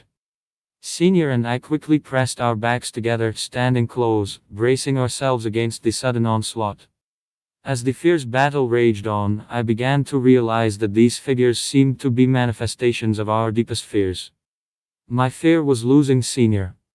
Every time one of those figures tried to attack him, an overwhelming surge of protectiveness surged through me, driving me to shield him at all costs. Senior's fear, on the other hand, was failing to keep me safe. Whenever I was in danger, he would throw himself forward without hesitation. With each figure we defeated, our fears diminished slightly, replaced by growing courage and resolve. Just as we thought the battle was nearing its end, an enormous figure loomed before us. It was a horrifying amalgamation of both our fears, its form constantly shifting, morphing between images of Senior wounded and me being seized by monsters, each vision more chilling than the last. Senior took a deep breath and stepped forward once more, charging at the colossal figure without hesitation, engaging it in a desperate struggle. I watched anxiously, my eyes frantically searching for a weakness. Then, I noticed it, a faint glimmer of light pulsing at its chest. Though dim, it stood out starkly in the oppressive darkness. That had to be the key to defeating it. Senior, aim for its chest? I shouted, my voice sharp with urgency. Without a second thought, Senior mustered every last ounce of his strength, channeling it into his fist as he struck directly at the glowing spot. A deafening explosion followed as the massive figure shattered into countless fragments, dissolving into the darkness. Senior, completely drained, collapsed to the ground, gasping for air. Then, in the dark room, a door materialized, radiating an otherworldly glow. Supporting each other, we struggled to our feet and stepped through it. Beyond lay a terrifying cliffside, facing a towering mountain peak. The only path forward was a precarious rope bridge, swaying perilously over a bottomless chasm. Thick clouds of mist swirled below, like the gaping maw of a beast ready to devour anything that fell. This is the final trial. Only by crossing this bridge can you leave this place. The mysterious voice echoed once more, as if coldly pronouncing our fate. Senior turned to look at me, his eyes filled with determination and fearlessness. Don't be afraid, little one. I'll go first, Senior said, taking a deep breath before stepping onto the terrifying rope bridge. The bridge swayed violently under his steps, as though it might snap at any moment. Senior moved forward cautiously, each step a struggle. Just as he was about to reach the other side, the ropes suddenly let out a creaking sound and several strands snapped. Senior! I screamed in terror, my heart leaping into my throat. Without a trace of panic, Senior gathered all his strength and leaped with astonishing agility, landing safely on the opposite peak. Little one, come quickly. I'm waiting for you, Senior called, extending his hand toward me. His voice was firm and reassuring, filling me with courage. I took a deep breath, suppressing my fear, and stepped onto the swaying bridge. The wind howled in my ears and the bridge trembled beneath me, threatening to fling me into the abyss below. My heart pounded as I clutched the ropes, inching forward with painstaking effort. Halfway across, a flock of birds suddenly appeared, as if provoked, swooping down at me in a frenzy. I waved my arms to fend them off while struggling to keep my balance. Then, more ropes beneath me snapped and I lost my footing, plummeting downward. Ahhh! I shrieked in horror. Without hesitation, Senior leaped from the peak, reaching out desperately as I fell. Grab my hand! He shouted, his voice urgent and filled with concern. With his last ounce of strength, Senior managed to catch me. Gritting his teeth, he pulled me up inch by inch. After a heart-stopping struggle, we finally climbed onto the peak. Just as we thought we could finally escape this dreadful place, we discovered a massive seal at the summit. It emitted an ancient, mysterious glow, covered in intricate and cryptic runes. Only by breaking this seal can you truly leave, the mysterious voice taunted, as if mocking our endless misfortunes. The runes on the seal were like an ancient cipher, impossible to decipher. We focused intently on unraveling its secrets, sweat beading on our foreheads as time slipped away. In the process, we realized our knowledge and abilities complemented each other perfectly. Senior, with his sharp intellect, excelled at analyzing the structure and patterns of the runes. Meanwhile, I relied on my intuition, sensing the hidden meanings behind the symbols with a unique clarity. After relentless effort, the seal began to weaken, its glow flickering unsteadily. But just as we were on the verge of breaking it, a surge of immense power erupted from the seal, swallowing Senior in an instant. Senior! I desperately tried to hold on to him, but it was futile. The seal shattered completely, its light fading, but Senior was gone. Why is this happening? Why? I broke down in tears, my vision blurred as despair and agony overwhelmed my heart. Just then, a mysterious figure appeared before me. If you want to save him, you must find the seed of the tree of life. It lies deep within an enchanted forest, shrouded in mist and unknown dangers. Do you dare to go? The figure said. No matter how perilous it is, I will save my senior, I declared firmly, my eyes unwavering, without a trace of hesitation or fear. The mysterious figure smiled faintly and waved his hand, opening a portal. Without a second thought, I stepped through the portal, embarking on a new adventure. But little did I know, even greater challenges and trials awaited me. After I stepped into the portal, I was instantly enveloped by the gloomy and eerie forest in front of me. Tall and twisted trees stood densely, their branches and leaves intertwined, almost completely blocking the sky and making it as dim as night here.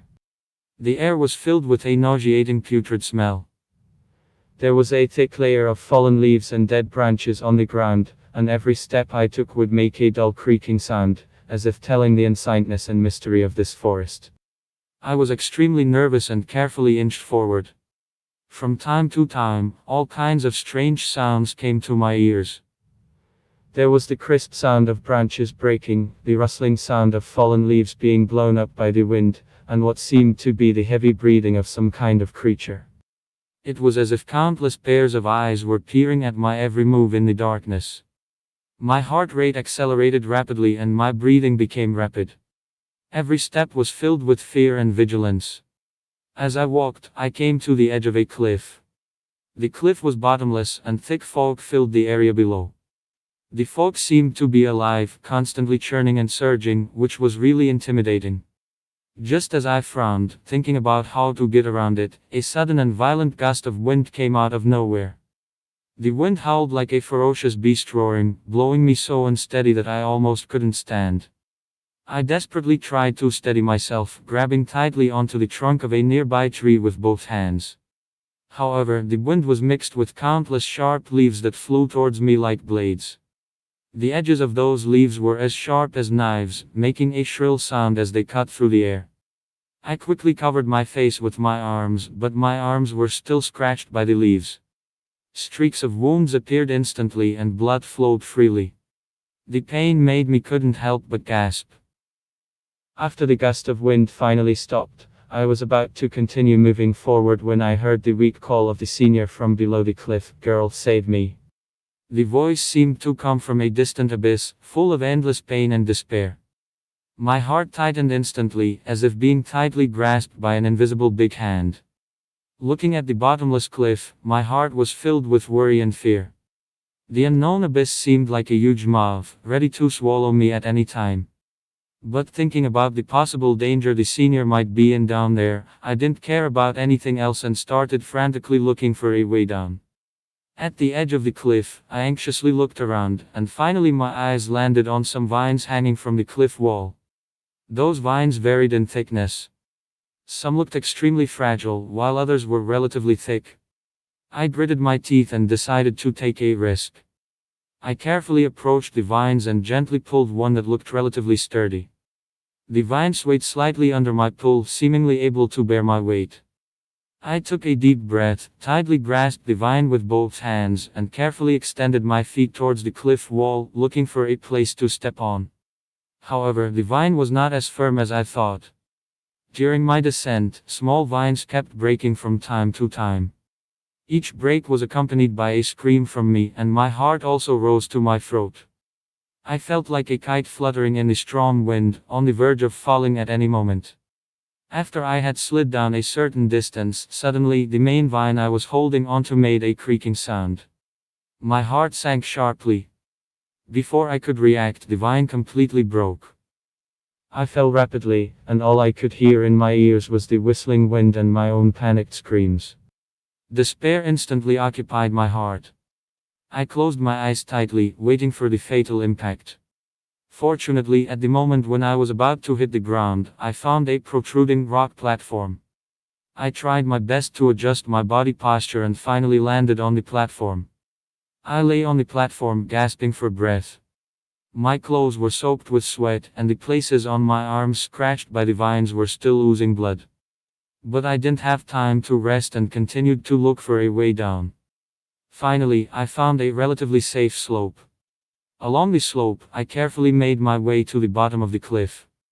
After landing, I found myself in an unfamiliar valley bottom. Strange fog filled the surrounding area. The fog was as thick as milk, and one could only see a few meters ahead.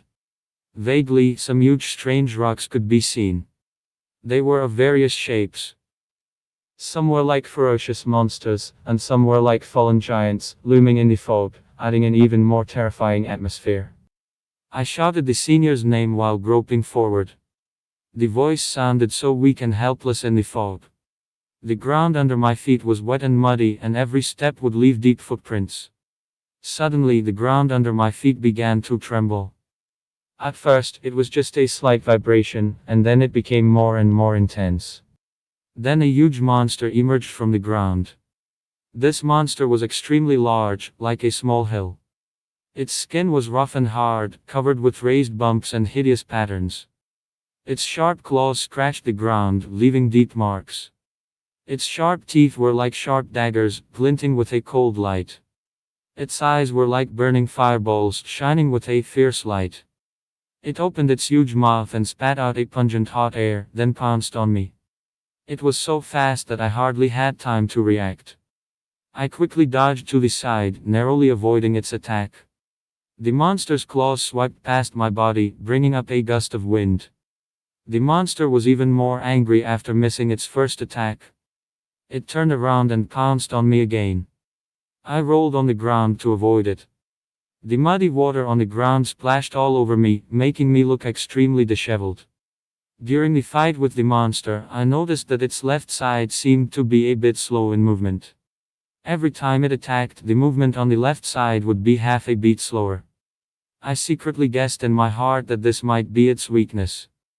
Taking advantage of its inattention, I quickly ran to its left side, picked up a stone, and threw it at its side with all my might. The stone hit the monster's eye precisely, and it let out a painful roar.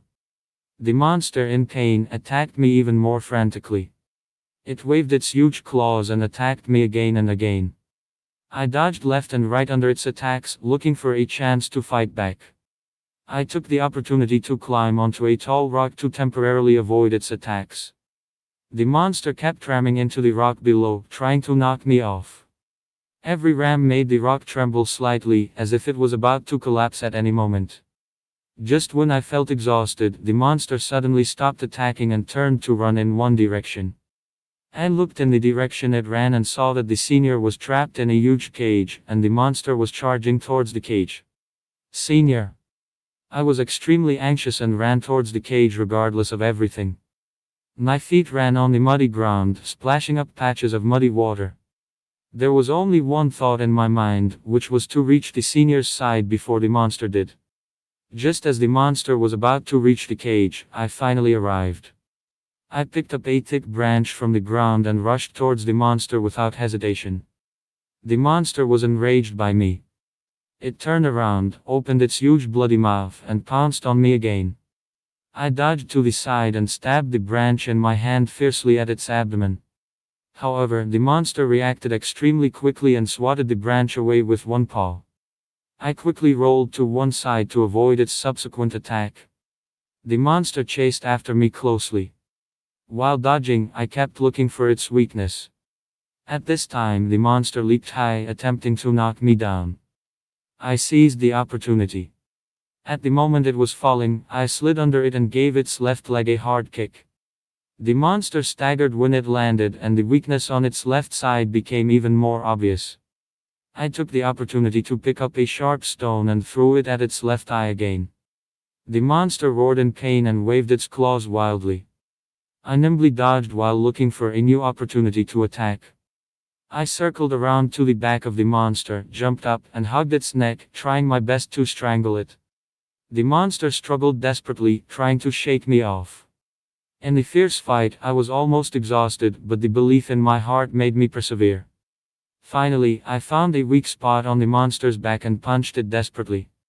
The monster's movements gradually became sluggish, while I became more and more courageous in the face of setbacks. Finally, I found an opportunity and stabbed the branch fiercely into the monster's throat. The monster let out a desperate roar, struggled on the ground a few times, and then stopped moving. However, just when I was gradually gaining the upper hand, the monster suddenly let out a roar, and a black mist emanated from its whole body. The mist instantly spread and blocked my sight. When the mist cleared, both the monster and the senior had disappeared. "Senior! Where are you?" I shouted desperately. My voice echoed in the valley, but only my own echo answered me. I didn't know where the senior had been taken, nor did I know which direction to go next. This mysterious and dangerous valley bottom was full of unknowns, and I felt unprecedented helplessness and fear. But I knew that no matter how difficult it was, I couldn't give up the hope of finding the senior. I stood frozen, staring at the spot where the monster and the senior had vanished, my heart heavy with anxiety and confusion. What on earth is going on? Where could the senior have been taken? I muttered to myself, anxiously scanning the surroundings for any clue. But all I found was desolation and silence. Suddenly, my stomach let out a loud rumble. "Ugh, hungry at a time like this? That's just great," I sighed, patting my belly helplessly. With no other choice, I had to find something to eat first. I searched around the valley floor and finally spotted a tree heavy with fruit. Excited, I ran over and was about to reach out and pick some when a voice suddenly shouted, "Don't pick those. Those fruits are poisonous." Startled, I quickly pulled my hand back and looked around nervously. "Who is there? Who is speaking?" From behind the tree hopped out a lively little fawn, its bright eyes sparkling as it said, "It's me. Don't just eat anything you find, those fruits are toxic." Relieved, I smiled at the adorable fawn. "Oh, it's you. Can you tell me where I can find something safe to eat?" The fawn shook its head and said, "Follow me." I followed the fawn as we made our way along a rough, uneven path tangled with weeds. Several times I nearly tripped. The trees around us grew thicker and sunlight filtered down only in scattered patches through the leaves. After a while, we arrived at the entrance of a cave. The fawn pointed inside and said, "There are some mushrooms in there, but you have to be careful, some are poisonous." Cautiously, I stepped into the cave. A damp, musty scent filled the air and the ground was slick underfoot. I switched on the flashlight I had with me, its faint beam seemed fragile in the darkness. Just a few steps in, I felt something soft beneath my foot. My heart skipped a beat. Shining the light down, I saw, to my shock, a hedgehog curled up and sleeping right there. Its spine stood on end, each sharp and bristling. "Ah!" I jumped back in fright and started running. "Fawn, help!" I called out as I fled. From the cave entrance, the fawn called back, "Don't be afraid. Hedgehogs won't attack unless provoked." Still shaken, I stopped and carefully made my way back to where I had disturbed it. The hedgehog, now awake, was slowly waddling away. Taking a deep breath to steady myself, I resumed my search for mushrooms inside the cave. After a careful look around, I finally spotted some mushrooms. Using a stick, I gently pushed aside the surrounding weeds and examined their shapes and colors closely. Some mushrooms were brightly colored and looked quite beautiful, but I remembered the elder's warning: the more vibrant the mushroom, the more likely it was to be poisonous. After a thorough selection, I gathered some mushrooms that appeared to be safe. Stepping out of the cave, I found a flat spot and prepared to start a fire to roast some mushrooms. I gathered some dry twigs and leaves from around me and tried to light them with my lighter. But the twigs were too damp, and the lighter's flame flickered and died every time I just couldn't get the fire going. Growing anxious, I kept trying, ending up with soot all over my face and my hair a tangled mess. Ah, you're so clumsy. Fawn walked over, digging a small pit in the ground with her hoof. She then placed some dry grass and leaves inside, motioning for me to set the twigs on top. Following Fawn's instructions, I arranged the twigs as she showed. She rubbed a stick gently with her hoof, and before long, a wisp of blue smoke appeared. The fire finally caught. I placed the mushrooms over the flames, and soon they released a tempting aroma. There were no seasonings, but at that moment, I couldn't care less. Finally, I had some roasted mushrooms to eat. They didn't taste great, but at least they filled my stomach. Thank you, Fawn. Do you know how I can find my senior? I asked eagerly. Tilting her head thoughtfully, Fawn said, I heard there's a mysterious wizard at the bottom of this valley. Maybe he can help you. Where is this wizard? I asked impatiently. Fawn pointed toward a distant mountain peak. At the top of that mountain. But the path up is very difficult. I thanked Fawn and set off toward the mountain. Along the way, thorny bushes scratched my clothes, tearing them in several places, and my arms and legs were marked with fresh cuts. The mountain trail was steep and rugged, with some sections requiring me to use both hands and feet to climb. After a while, I reached a small stream. The water was crystal clear but rushed swiftly. I wanted to cross, but there were no stepping stones to use. Just as I hesitated, I spotted a fallen tree trunk nearby. Maybe I can use this as a bridge, I thought, struggling to drag the trunk to the water's edge. Carefully, I stepped onto the log, inching forward. But the current rocked the trunk beneath me, making my heart pound in my chest. Just as I was about to reach the other side, my foot slipped and I plunged into the water. Help! I struggled desperately in the icy stream, the cold stabbing through me like needles. Fortunately, I grabbed a branch on the bank and pulled myself out with great effort. Soaked to the bone and shivering uncontrollably, I didn't dare rest. I pressed on toward the mountain.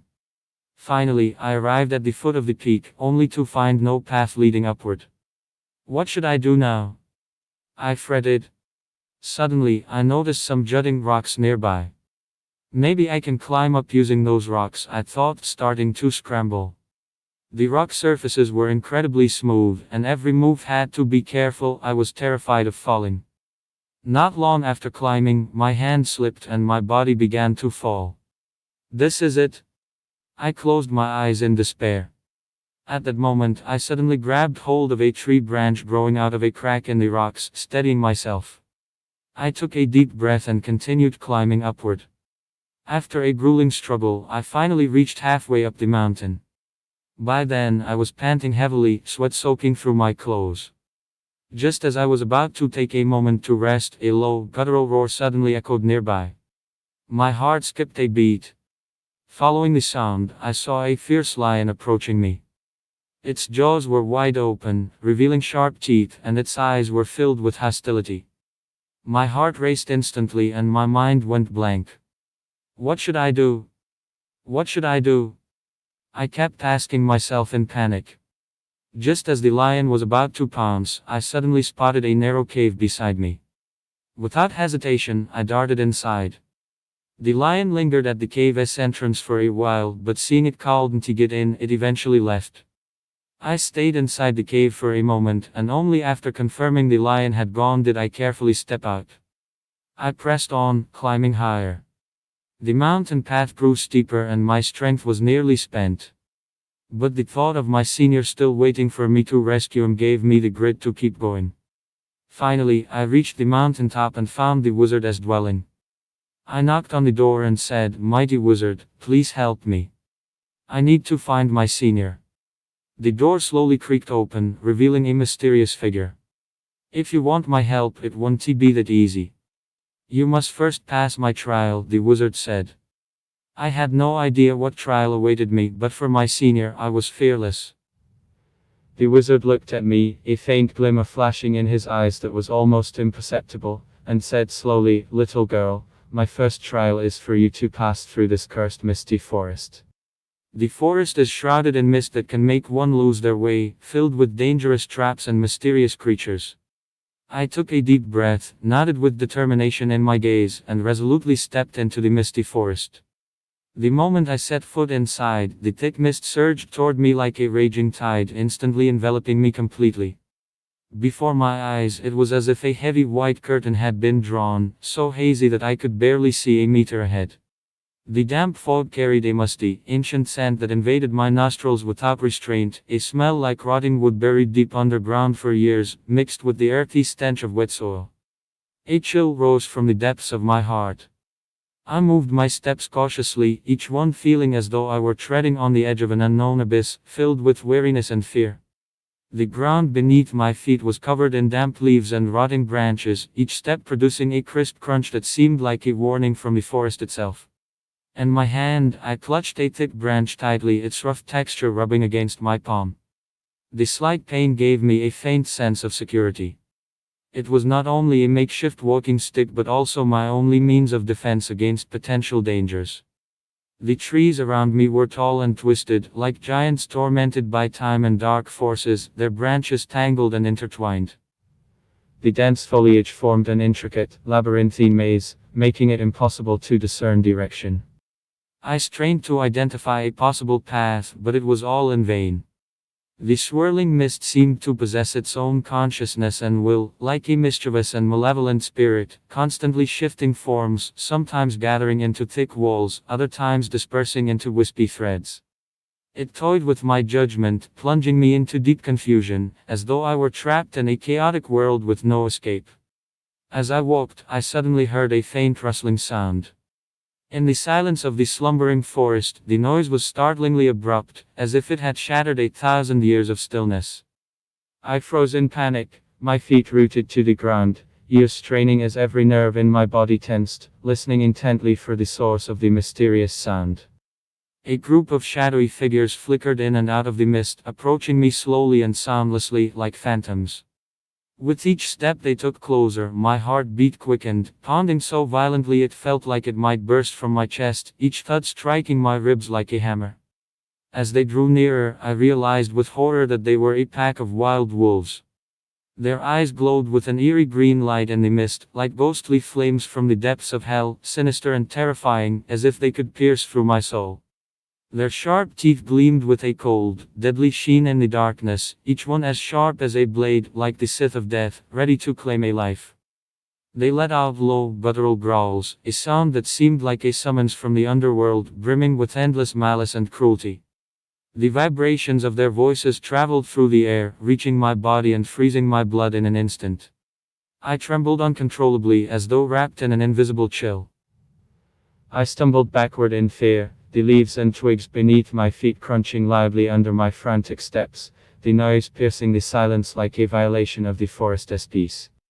In my panic, I accidentally stepped on a dry branch. The sharp snap echoed through the suffocating stillness, as jarring as a sacrilege against the forest's tranquility.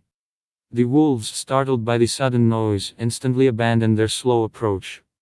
Their movements became swift and fierce, their eyes blazing with even fiercer green fire. Their bodies tensed, muscles rippling with explosive power as they lunged toward me. I turned and ran desperately, the howling wind in my ears like the shriek of death, sharp and piercing, mingling with the heavy footsteps of the pursuing wolves into a terrifying symphony of doom. My legs felt as heavy as lead, but fear propelled me forward like an unstoppable force. My feet kicked up mud and leaves as I sprinted wildly. Suddenly, my foot slipped and I lost my balance, crashing hard onto the ground. The pungent smell of earth and rotting leaves flooded my nostrils, the stench so revolting it made my stomach churn. I tried to scramble up, but my body was weak from sheer terror and exhaustion, my muscles aching, my limbs like jelly. The wolves closed in instantly, their panting breaths and growls roaring in my ears like thunder. Their hot, foul breath, thick with the stench of blood, washed over my face, nearly suffocating me. I swung my branch wildly, screaming in terror and desperation, but one massive wolf seized the chance to pounce. Its razor-sharp claws slashed across my arm, leaving a deep, bloody gash.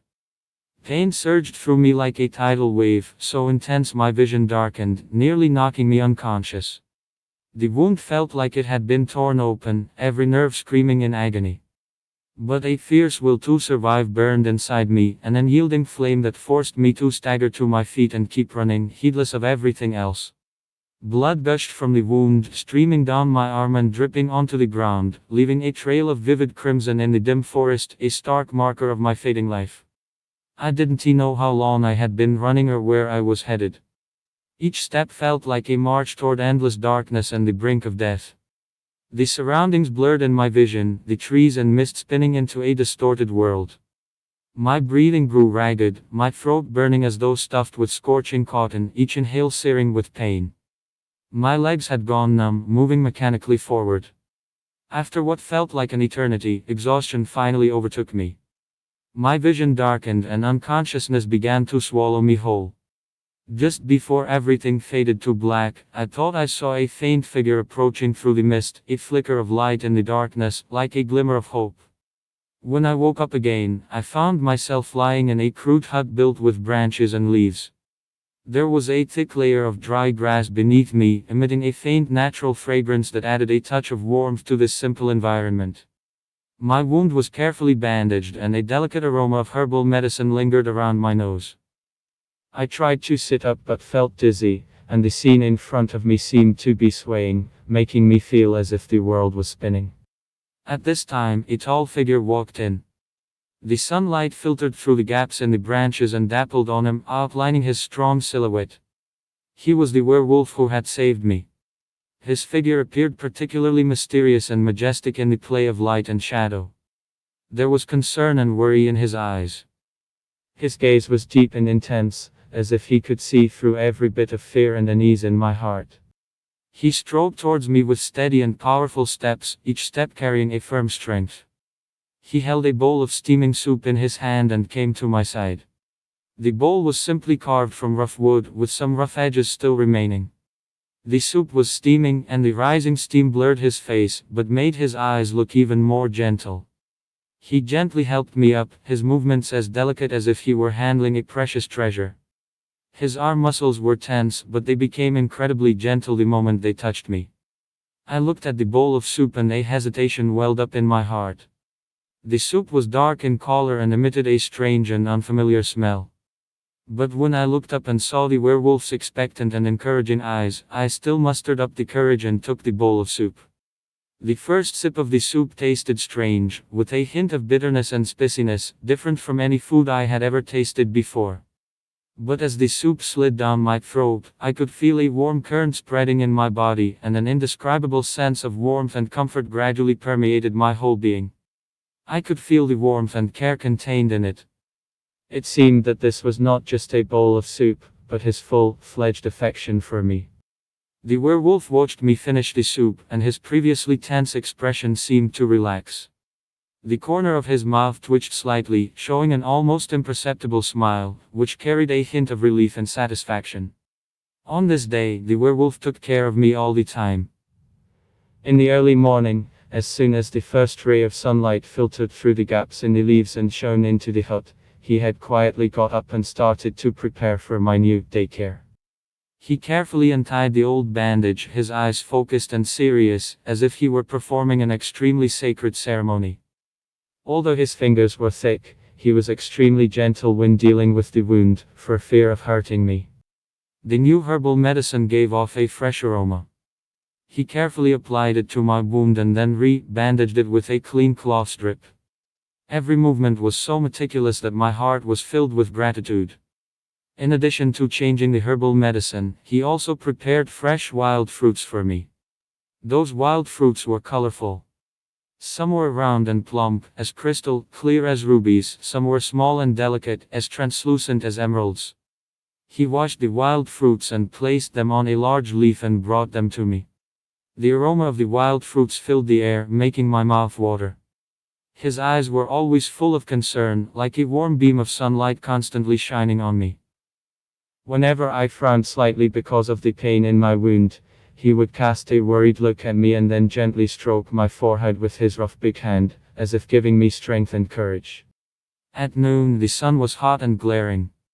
The werewolf fanned the wind for me with a huge leaf, bringing a bit of coolness. His movements were a bit clumsy, but the thought behind them made me feel extremely cool. While fanning the wind, he softly hummed an unknown ballad.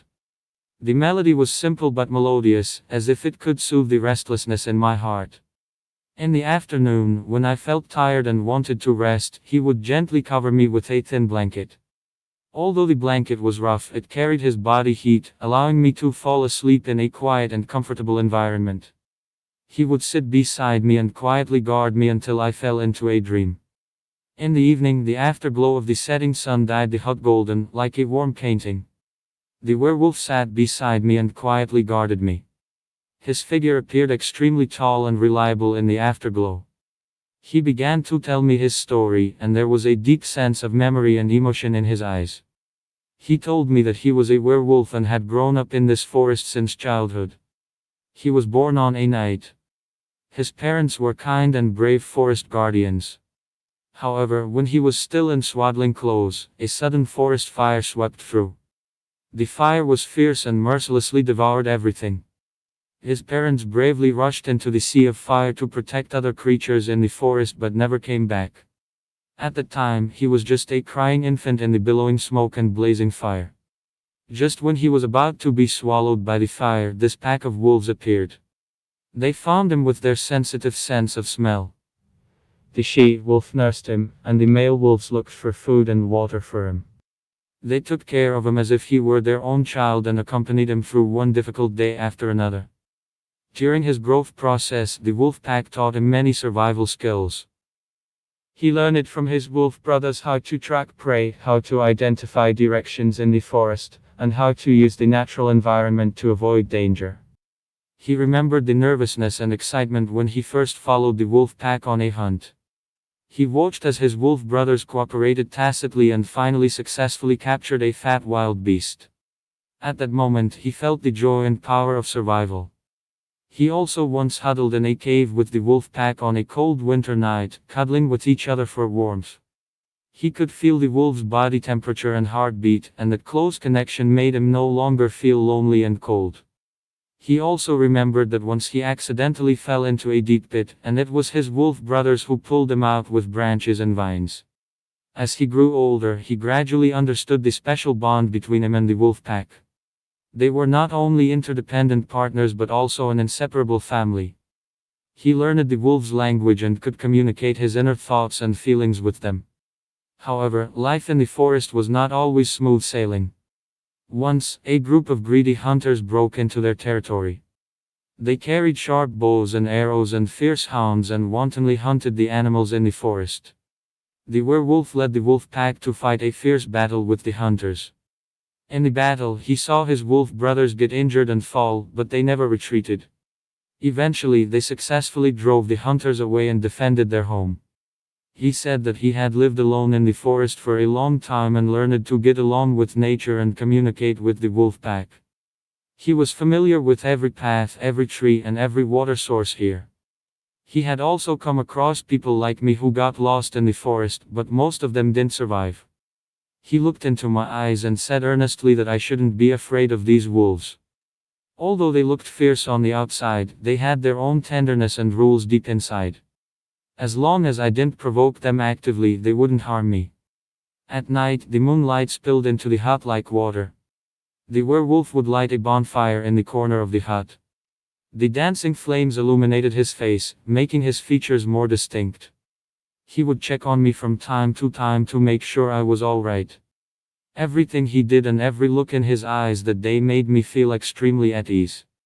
In this strange and dangerous forest, he was like a solid fortress, shielding me from the wind and rain and bringing me a glimmer of comfort amidst the pain and fear. However, my heart was still filled with confusion about the future and fear of the unknown.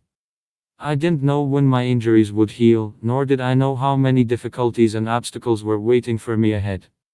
But whenever I saw the werewolf's firm and warm gaze, I told myself that I must be strong and brave enough to face everything. In the morning, before the sun rose, the werewolf quietly left the cottage, afraid of waking me up who was still in a deep sleep.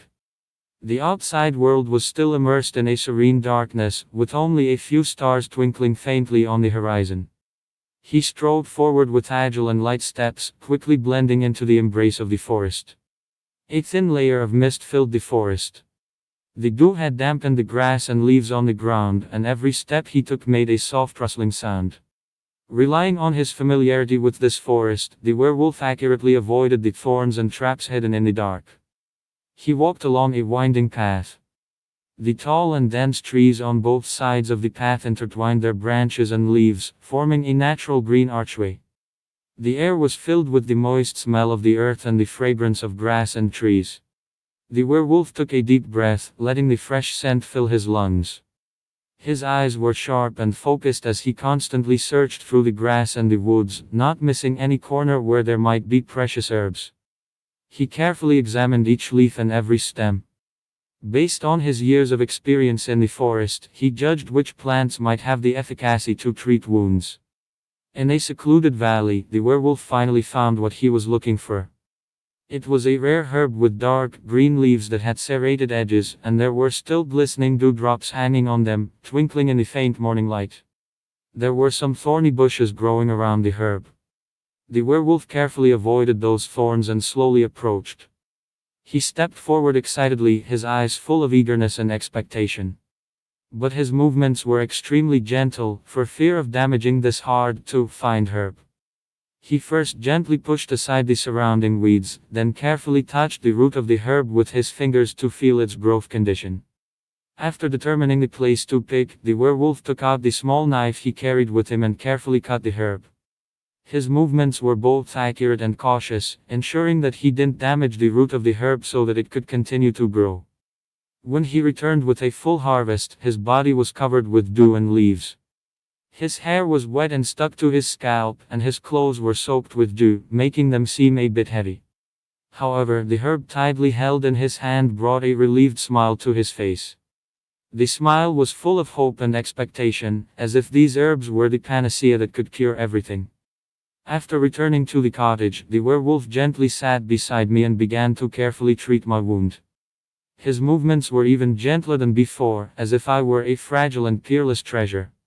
He first carefully untied the previously wrapped cloth strip, with every movement extremely slow for fear of hurting me. His eyes were focused and serious as he carefully observed the changes in the wound. Seeing that the swelling around the wound had slightly subsided, a flicker of imperceptible joy flashed across his eyes. Then he fetched some clear stream water in a small bamboo tube and gently washed the wound. Every drop of water that fell on the wound felt like a gentle caress. Next, the werewolf carefully mashed the newly picked herb. He placed the herb on a flat stone and slowly ground it with another stone until the herb turned into a fine paste. He applied this pasty herb on the wound. The cool feeling made me can't help but tremble slightly. His fingers gently pressed the herb to ensure that it evenly covered the wound. Then he picked up a clean cloth strip and began to re-bandage the wound. His movements were skillful and gentle, and every knot was tied just right, neither too tight to make me uncomfortable nor too loose to let the herb fall off. During the day, the sun gradually penetrated the clouds and shone on the earth. The golden rays of sunlight shone through the cracks in the cottage and fell on us. The werewolf took me out of the cottage to let me breathe the fresh air. The outside world was full of vitality. The birds were singing merrily on the branches, and their songs were clear and pleasant, as if telling the beauty of nature. The gentle breeze brushed across my face, bringing the fragrance of flowers and grass. The fragrance was fresh and pleasant, making people feel relaxed and happy. The werewolf supported me and walked step by step. His hands were big and strong, giving me an extremely solid sense of reliance. We walked along a path covered with fallen leaves, and the leaves under our feet made a rustling sound. The sunlight passed through the gaps in the leaves, forming golden spots on the ground. The werewolf took me to a clear brook. The water in the brook was gurgling, and the surface of the water was glistening with the golden sunlight. The water in the brook was so clear that one could see the sand and stones at the bottom and the swimming small fish. There were some flower petals and fallen leaves floating on the water surface, slowly flowing along with the stream. He let me sit on a big rock by the brook, and he himself squatted beside me, quietly looking at me. His eyes were full of concern and tenderness, as if I were the most precious thing in the world.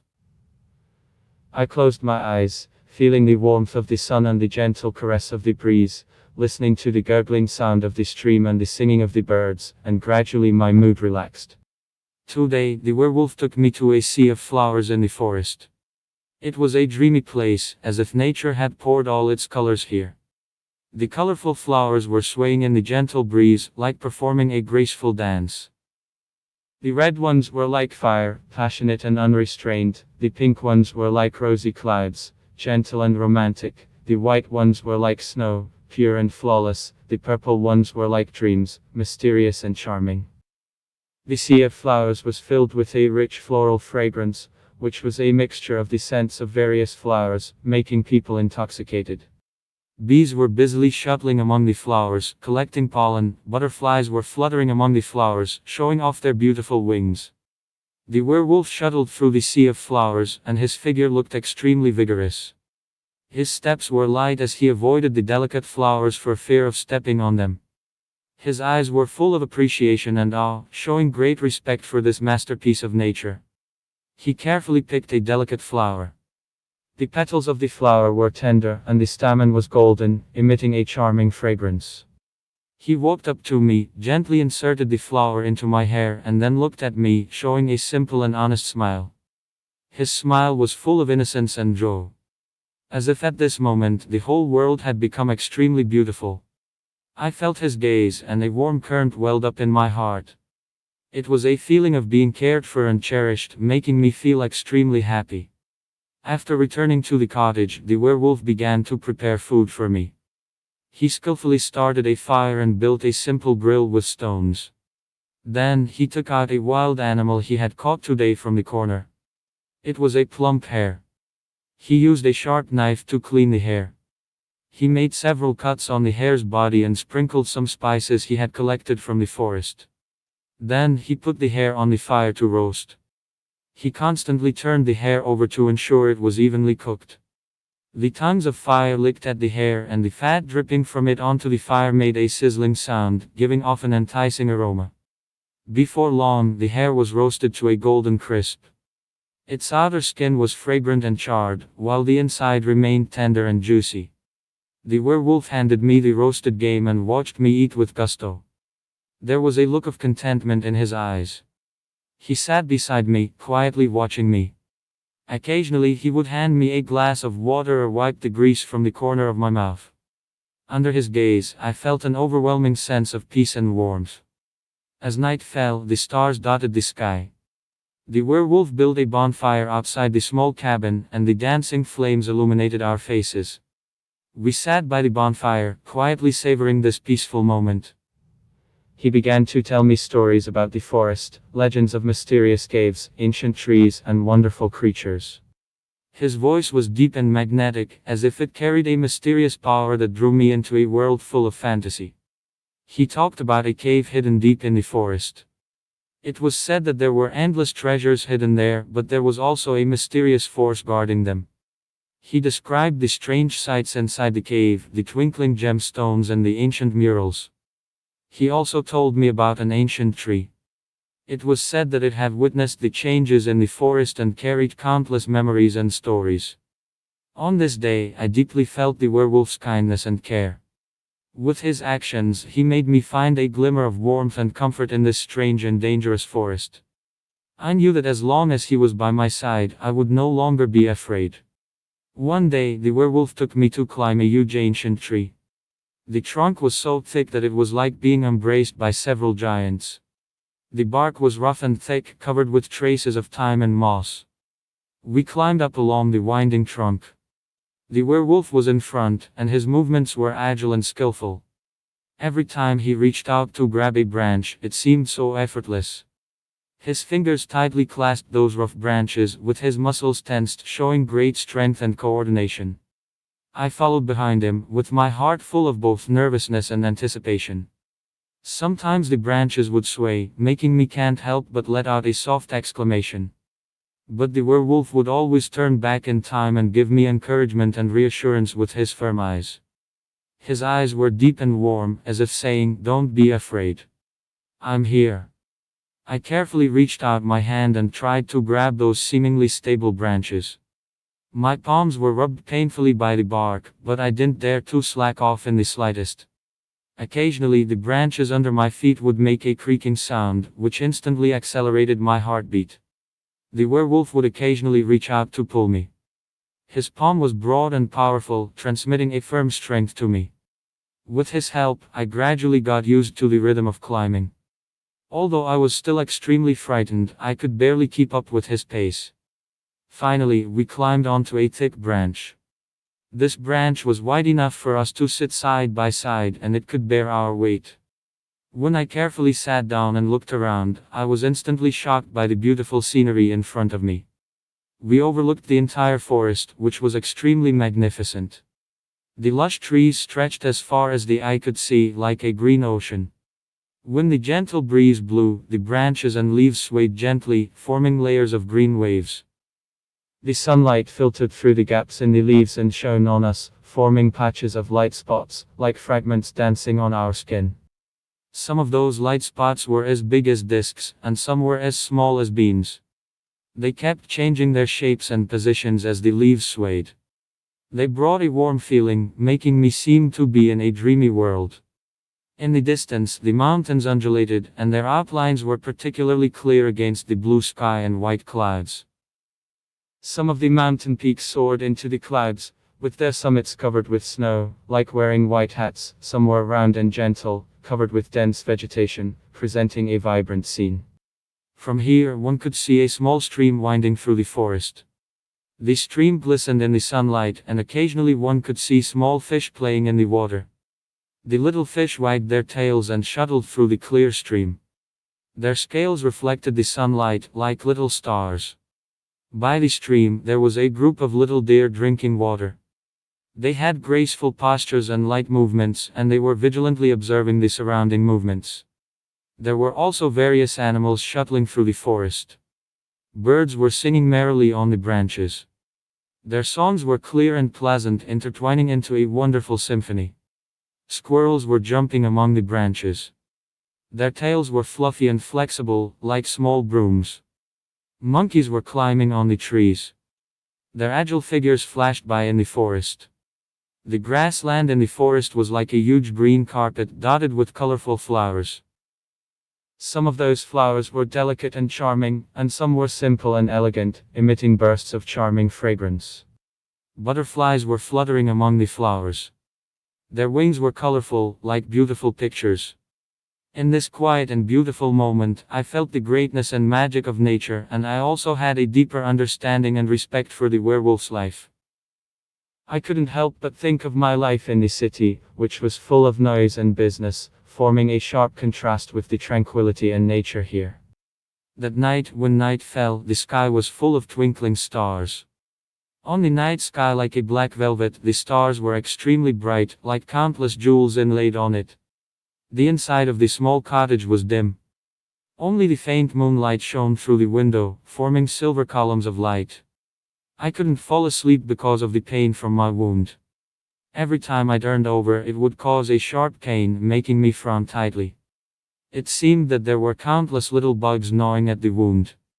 That pain went deep into the bone marrow, making me feel extremely tortured.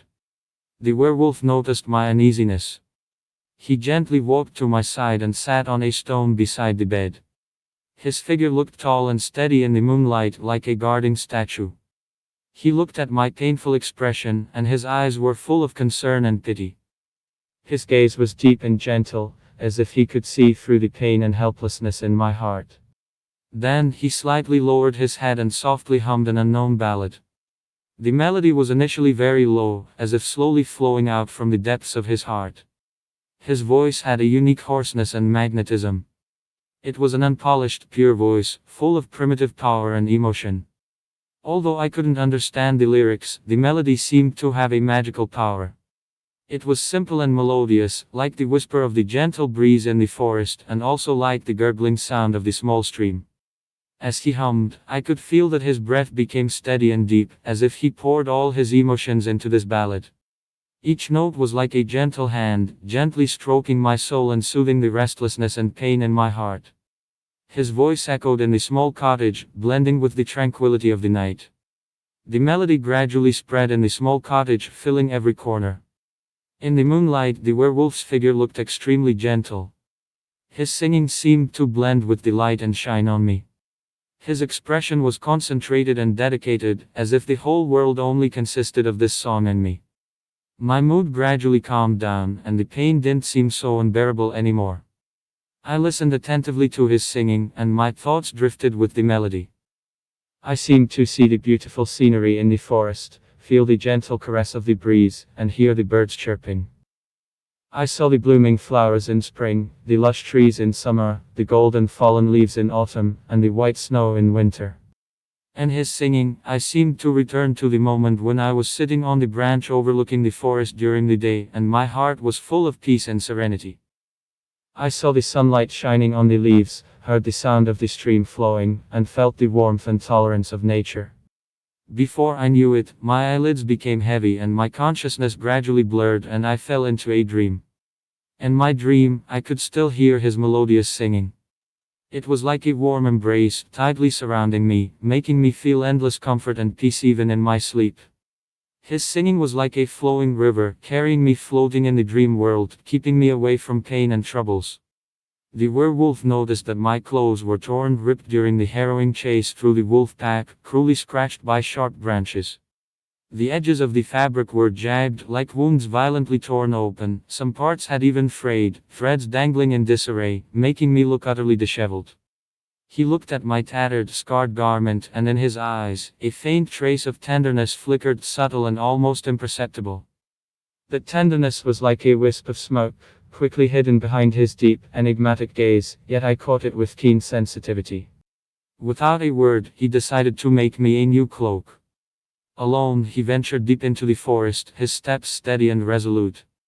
Relying on his sharp sense of smell and outstanding tracking skills, he soon found a recently deceased wild animal.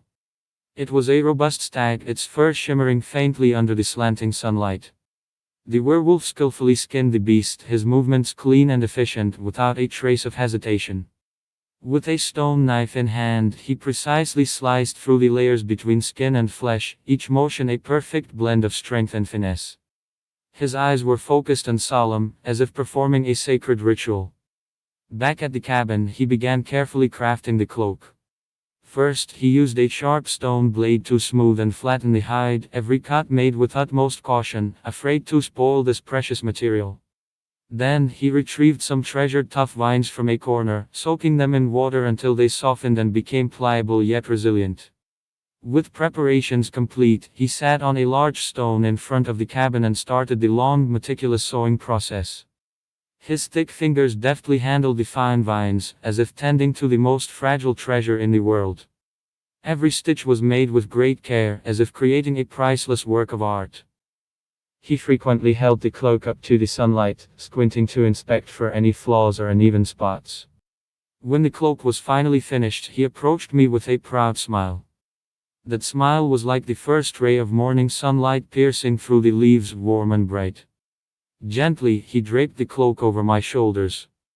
The soft animal hide touched my skin, and an overwhelming warmth spread through me. This warmth came not just from the cloak's insulating properties but from the deep care and affection the werewolf poured into it.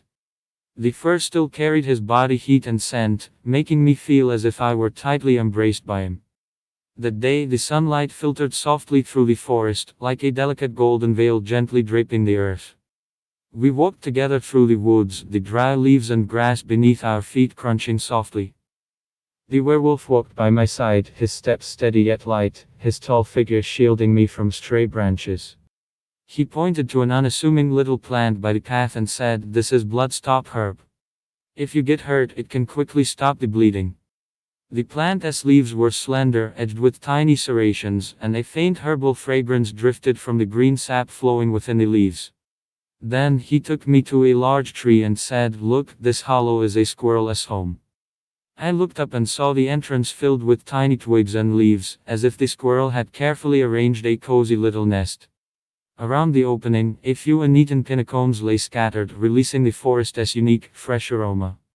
As we passed a patch of flowers, he bent down and picked a small blossom. "This flower may be tiny, but it is fragrant, it can lift your spirits." He tucked the flower into my hair and smiled at me. The flower was a delicate shade of pale purple, its small petals clustered together to form an exquisite little bouquet, exuding an enchanting fragrance. He also showed me a hidden bird's nest nestled in the grass, containing a few tiny eggs. "This is the nest of a thrush. When the chicks hatch, this place will be lively and full of life." The nest was woven from dry grass and slender twigs, delicate and warm, like a gentle cradle gifted by nature itself. Along the way, he kept introducing me to various plants and animals in the forest, deepening my understanding of this natural world. I listened intently to his explanations, my heart filled with curiosity and reverence for the forest. Every plant, every creature carried a unique story and significance through his words. However, while exploring the forest on my own, I accidentally got lost. At first, I didn't realize how serious the situation was and simply followed my instincts, moving forward. Sunlight filtered through the leaves, casting patches of light on the ground that made me mistakenly believe I was on a familiar path. But as time passed, the scenery around me grew increasingly unfamiliar. The towering trees seemed to transform into identical faces, coldly watching me, a lost intruder. I tried to find the markers we had made earlier, simple signs arranged with stones or twigs. But those markers seemed to have vanished, either hidden by dense grass or new foliage. The trees all looked the same, indistinguishable. Their tall branches intertwined, creating a vast green maze that left me disoriented. I called out the werewolf's name loudly. My voice echoed through the silent forest, but only my own echoes and the rustling leaves answered back. It felt as if the forest was mocking my ignorance and recklessness, filling me with helplessness and fear. With every step, I hoped to see something familiar or hear the werewolf's reply. But aside from the occasional bird flying by or a small animal darting through, there was nothing. When the werewolf realized I was missing, he anxiously searched everywhere. His eyes were filled with worry and fear, he was terrified that I might be in danger. His heartbeat quickened, pounding as if it might burst from his chest. His breathing grew rapid, each breath heavy with deep anxiety. He carefully retraced the path we had taken, not overlooking a single possible corner. His gaze swept urgently over the grass, branches, and stones, desperate to find any trace I might have left behind. His ears perked up, listening intently for any sound that might be connected to me. As he searched, he called out my name, his voice echoing through the forest. That voice was filled with urgency and unease, shattering the forest's peaceful silence. His footsteps were hurried and chaotic, crossing streams and pushing through thorns, his fur soaked with sweat, yet he didn't slow down for a moment. When he finally found me, the anxiety on his face instantly melted into joy and relief. His eyes sparkled with excitement, like a beacon suddenly lighting up the darkness. He pulled me tightly into his embrace, and I could feel his heart pounding wildly, each beat a raw release of his fear and tension. His arms wrapped around me with strength and safety, like an unbreakable fortress shielding me from all harm. He held me so tightly, as if afraid that letting go even for a second would make me disappear again. From that day forward, I could clearly sense a deeper change in his feelings for me. There was a new softness and longing in his gaze, no longer just simple care and concern. His eyes were like a springtime lake, warm and profound, drawing me in irresistibly. He would brush his hand against mine in the most casual moments, and though brief, those touches carried a depth of feeling. Sometimes it was when handing me fruit, his fingers lightly grazing my palm, other times, a chance brush of arms as we walked side by side. Each contact sent a faint current through me, making my heart flutter. When we sat together by the campfire, he would quietly gaze at me, the light in his eyes quickening my heartbeat. The flickering flames danced across his face, sharpening his features and making his eyes seem even more mysterious and captivating. He began to care more deeply about how I felt, always considering my thoughts before making decisions. For instance, when choosing where to rest, he'd first ask if I liked the spot. When dividing food, he'd prioritize my needs. And I, in turn, found myself growing ever more dependent on him, my attachment deepening with this blossoming love. Every time I saw his figure, a warm current surged through my heart, filling me with an unparalleled sense of comfort and happiness. On a night when all was quiet, the entire forest seemed to be enveloped in a veil of mystery. There were only the occasional chirps of insects and the rustling sound of the night wind passing through the leaves. The werewolf quietly led me out of the cottage. His hand gently held mine. His palm was broad and warm, and the rough texture passed through my fingertips, miraculously conveying a reassuring power. We walked along a winding path covered with small pebbles and fallen leaves. The trees on both sides were like silent guardians. They were tall and majestic, with their branches and leaves intertwined, forming a natural green arch. The gentle breeze blew, and the leaves rustled, as if whispering the secrets of the night. The air was filled with the fresh fragrance of grass and trees, making one feel relaxed and happy. After walking for a while, the werewolf brought me to an open grassland. This grassland was like an unpolished emerald, emitting a soft glow in the moonlight. The grass on the grassland swayed with the wind, as if dancing a gentle dance. From time to time, there were glimmers of light in the grass. Those were fireflies playing. Their lights were like stars that had fallen to the mortal world, adding a bit of mysterious color to this grassland. The stars twinkled in the sky, like bright jewels inlaid on the black sky curtain.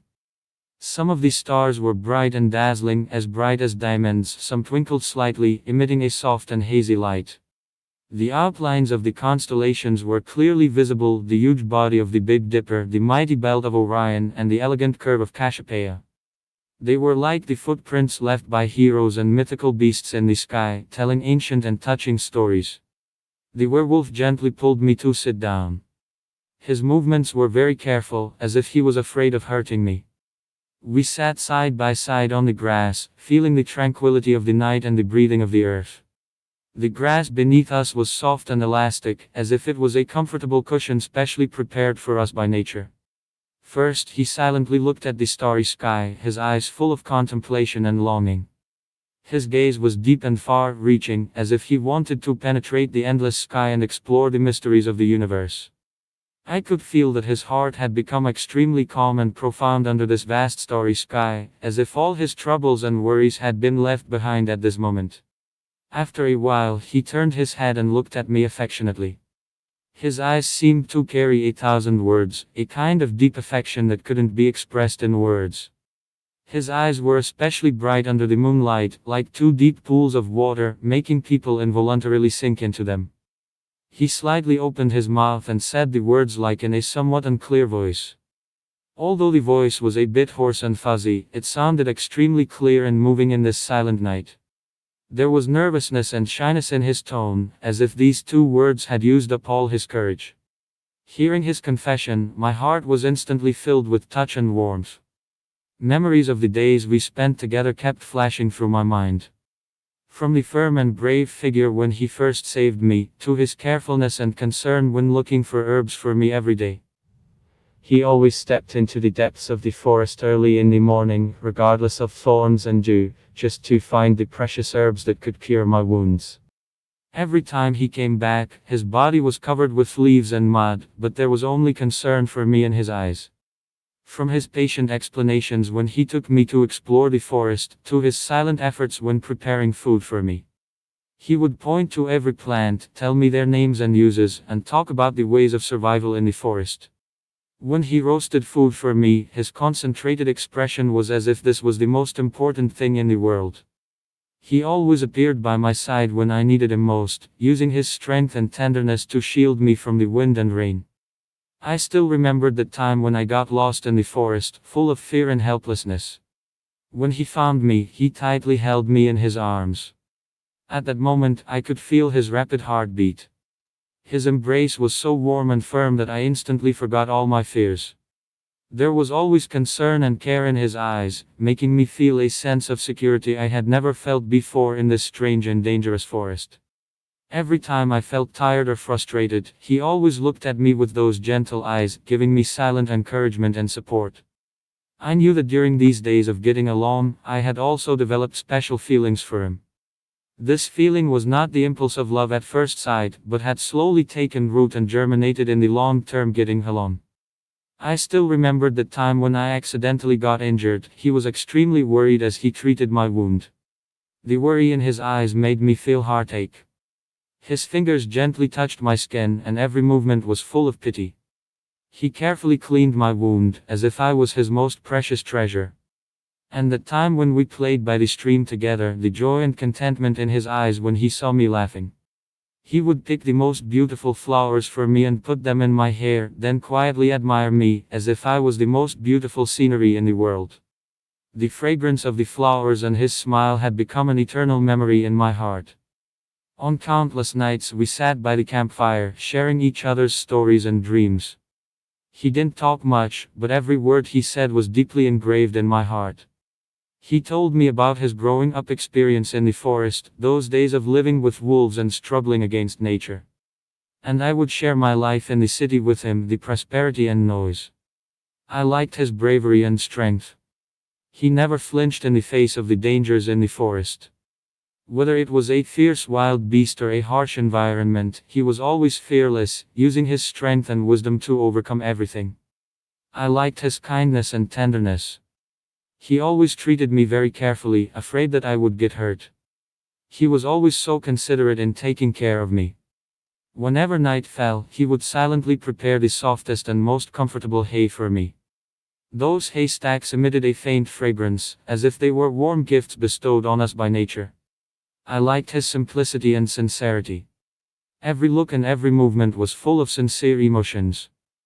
He didn't know how to sweet talk, but every move of his was full of love for me.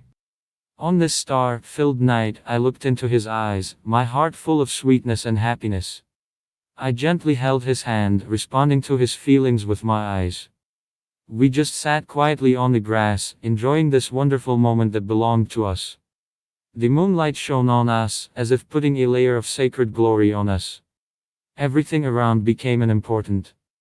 Only the sounds of our heartbeats and breaths were intertwined in this quiet night. However, I knew I couldn't stay here forever, despite the warmth and peace the werewolf had offered me.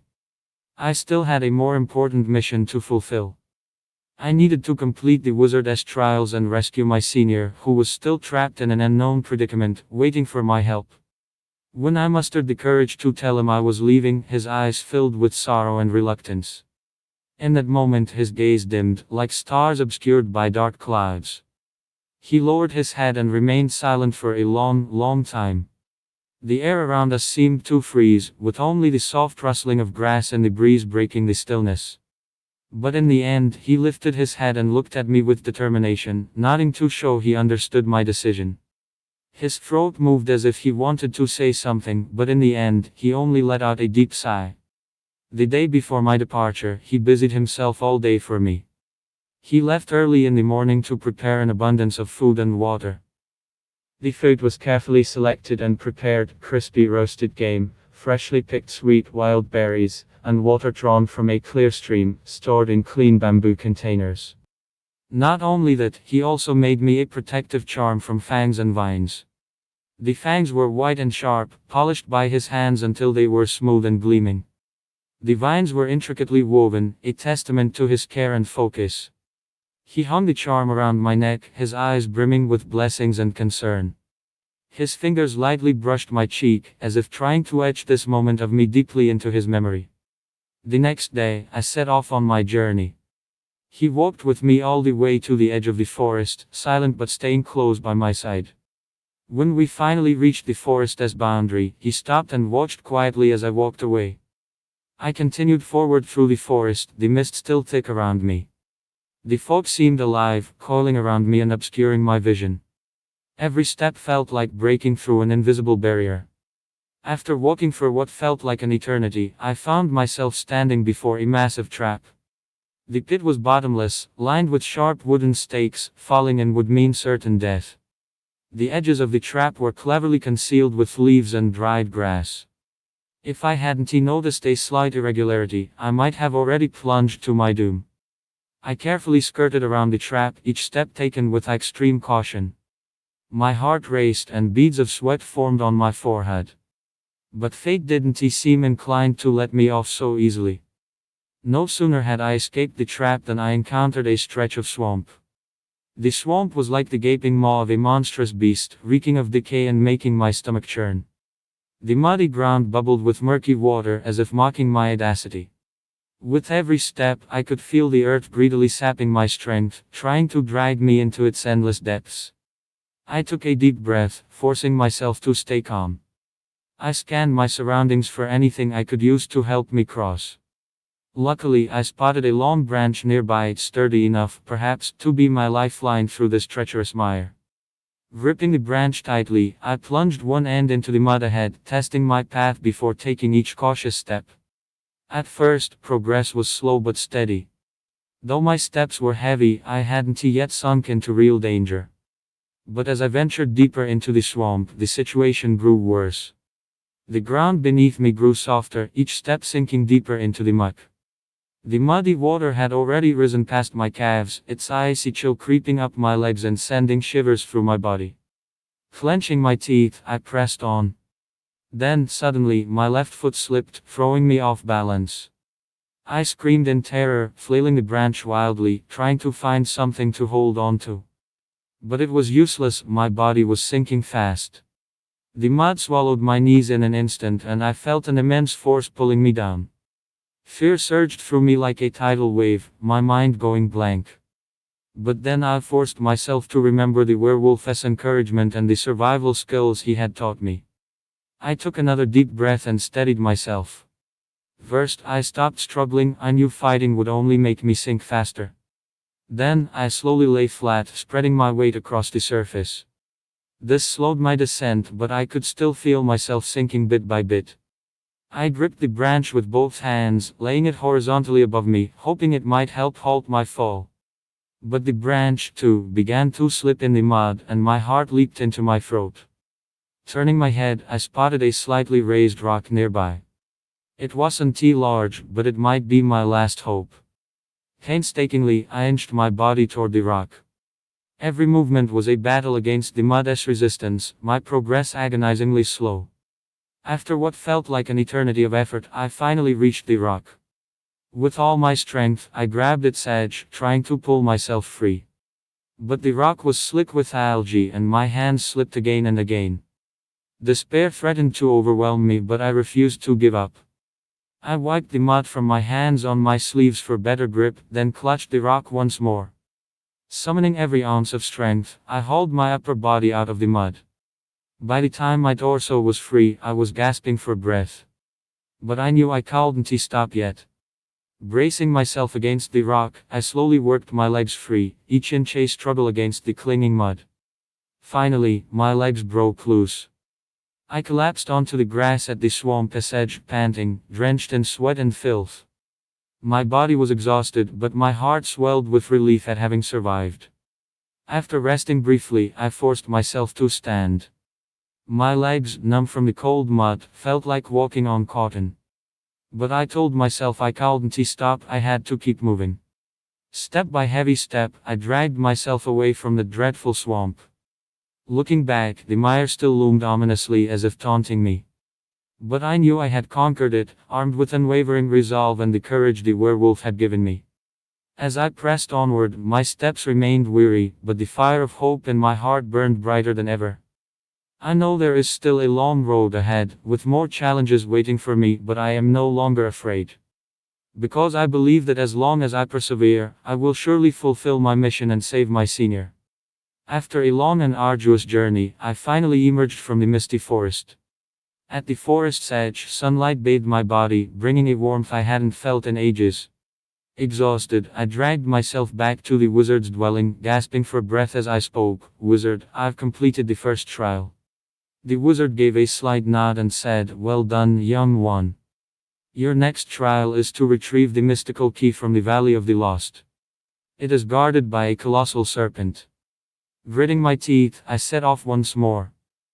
I didn't know what awaited me in the Valley of the Lost, but for my senior, and for the werewolf who loved me deeply, I feared nothing.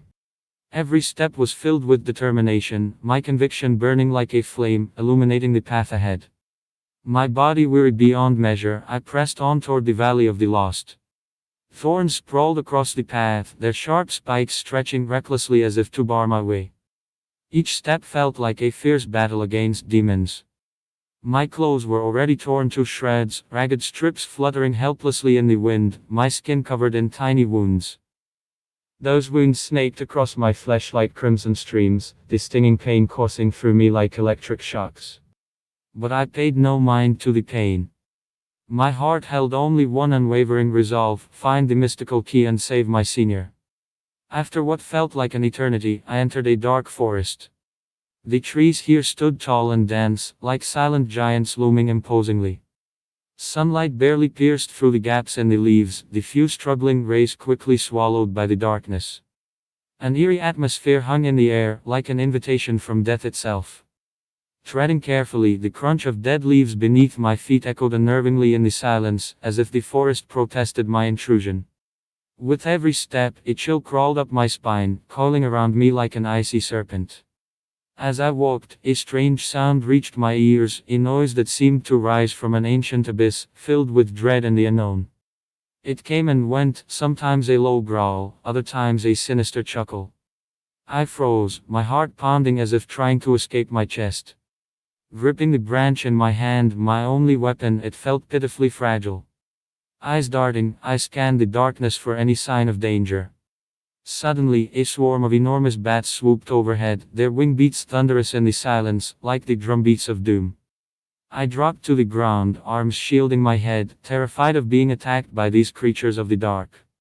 The cold wind they stirred whipped my hair wildly, their passage like blades slicing my cheeks. Even after they vanished, my heart still raced wildly, as if trying to break free.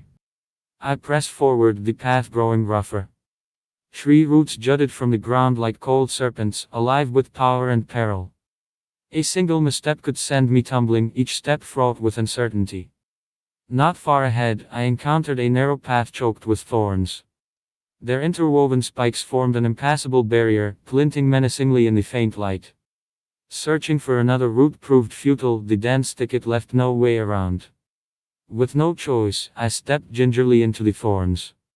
The moment I did, sharp spines tore into my skin, blood blooming like crimson petals. Every step felt like 1,000 knives carving into me, pain crashing over me in waves. But I clenched my jaw and inched forward. Sweat drenched my tattered clothes, mingling with blood and stinging my wounds. Each breath was agony, each heartbeat a torment. Gasping, I forced myself onward, refusing to let pain halt my progress. Finally, I emerged from the thorns, my body a tapestry of wounds, each one a badge of perseverance, each drop of blood proof of my resolve. At the entrance to the Valley of the Lost, a thin mist swirled, lending an air of eerie mystique. The fog drifted like a veil, obscuring the path ahead. As I stepped inside, strange whispers filled my ears, ghostly murmurs, or perhaps ancient curses.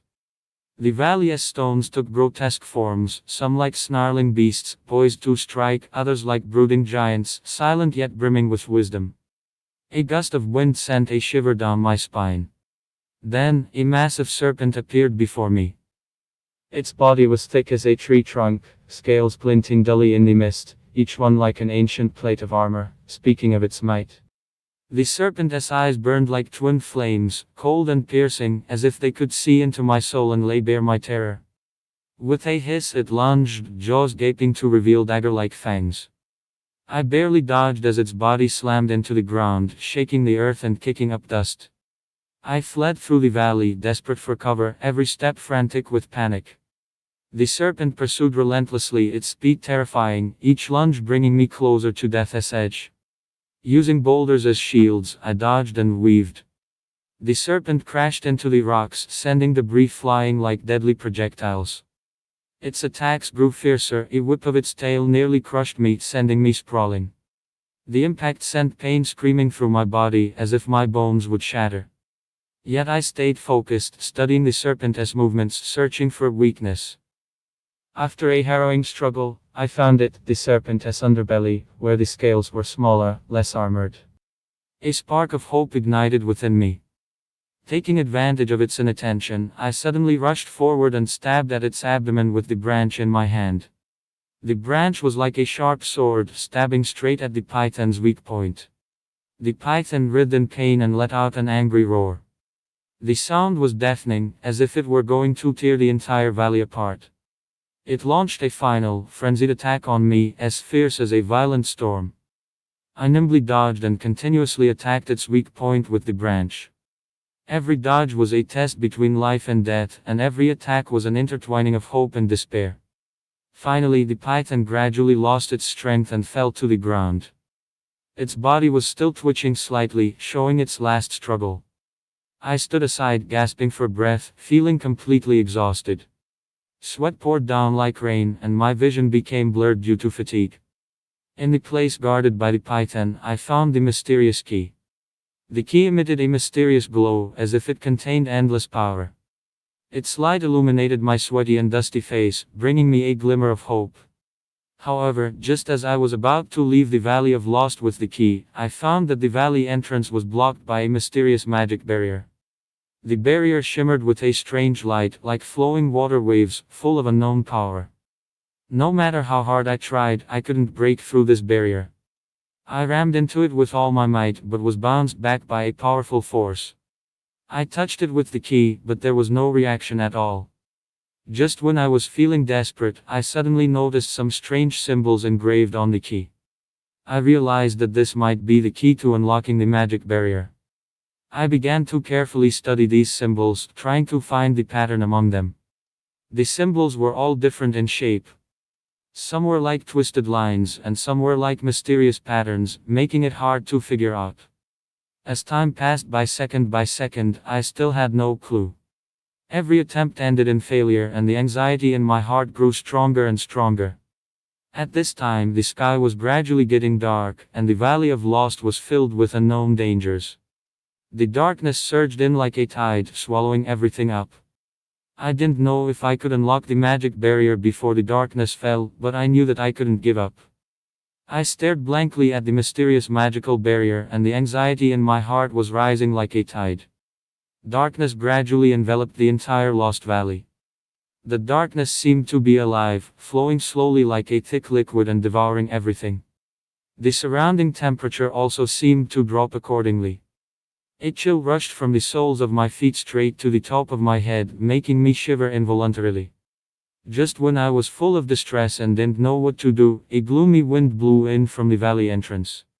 The wind howled like the wailing of ghosts, scraping my cheeks painfully. The wind seemed to have sharp claws, scratching across my skin and leaving a series of tiny stings.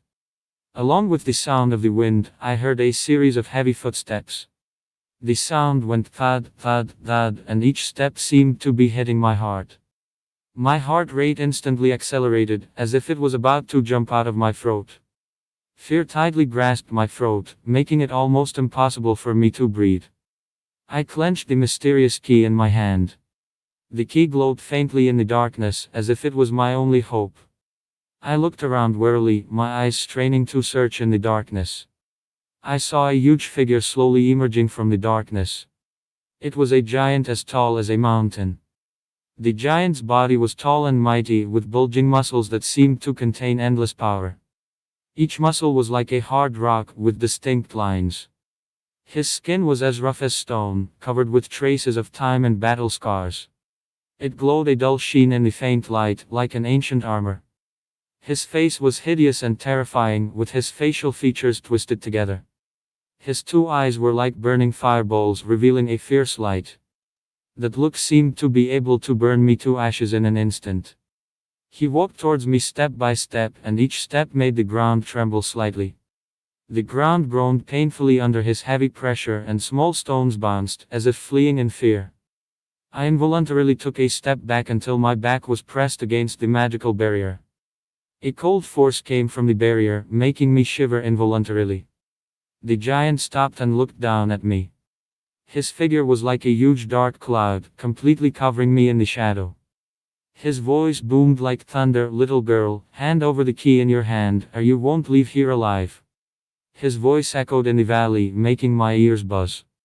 I gritted my teeth and shouted loudly, I will never give this key to you. I'm going to use it to save my senior.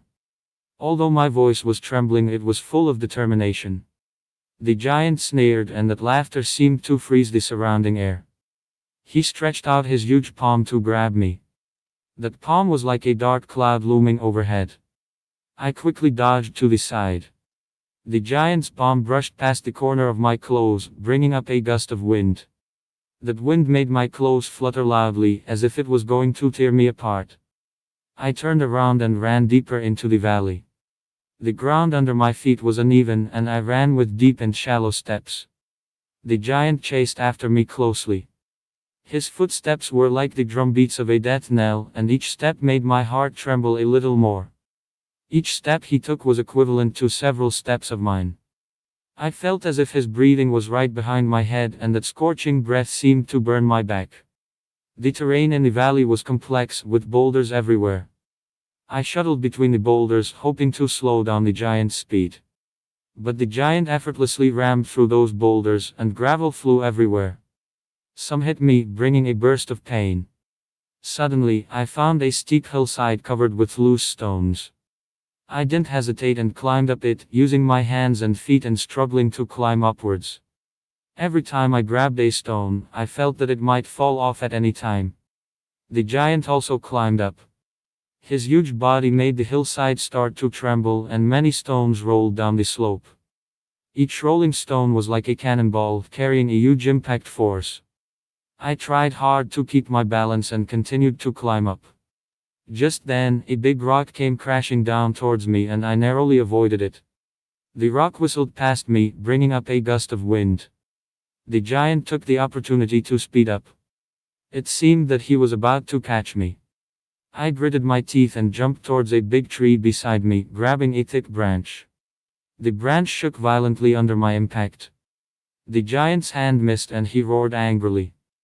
That sound made the whole valley echo. Leaves fell one after another, as if frightened by his anger.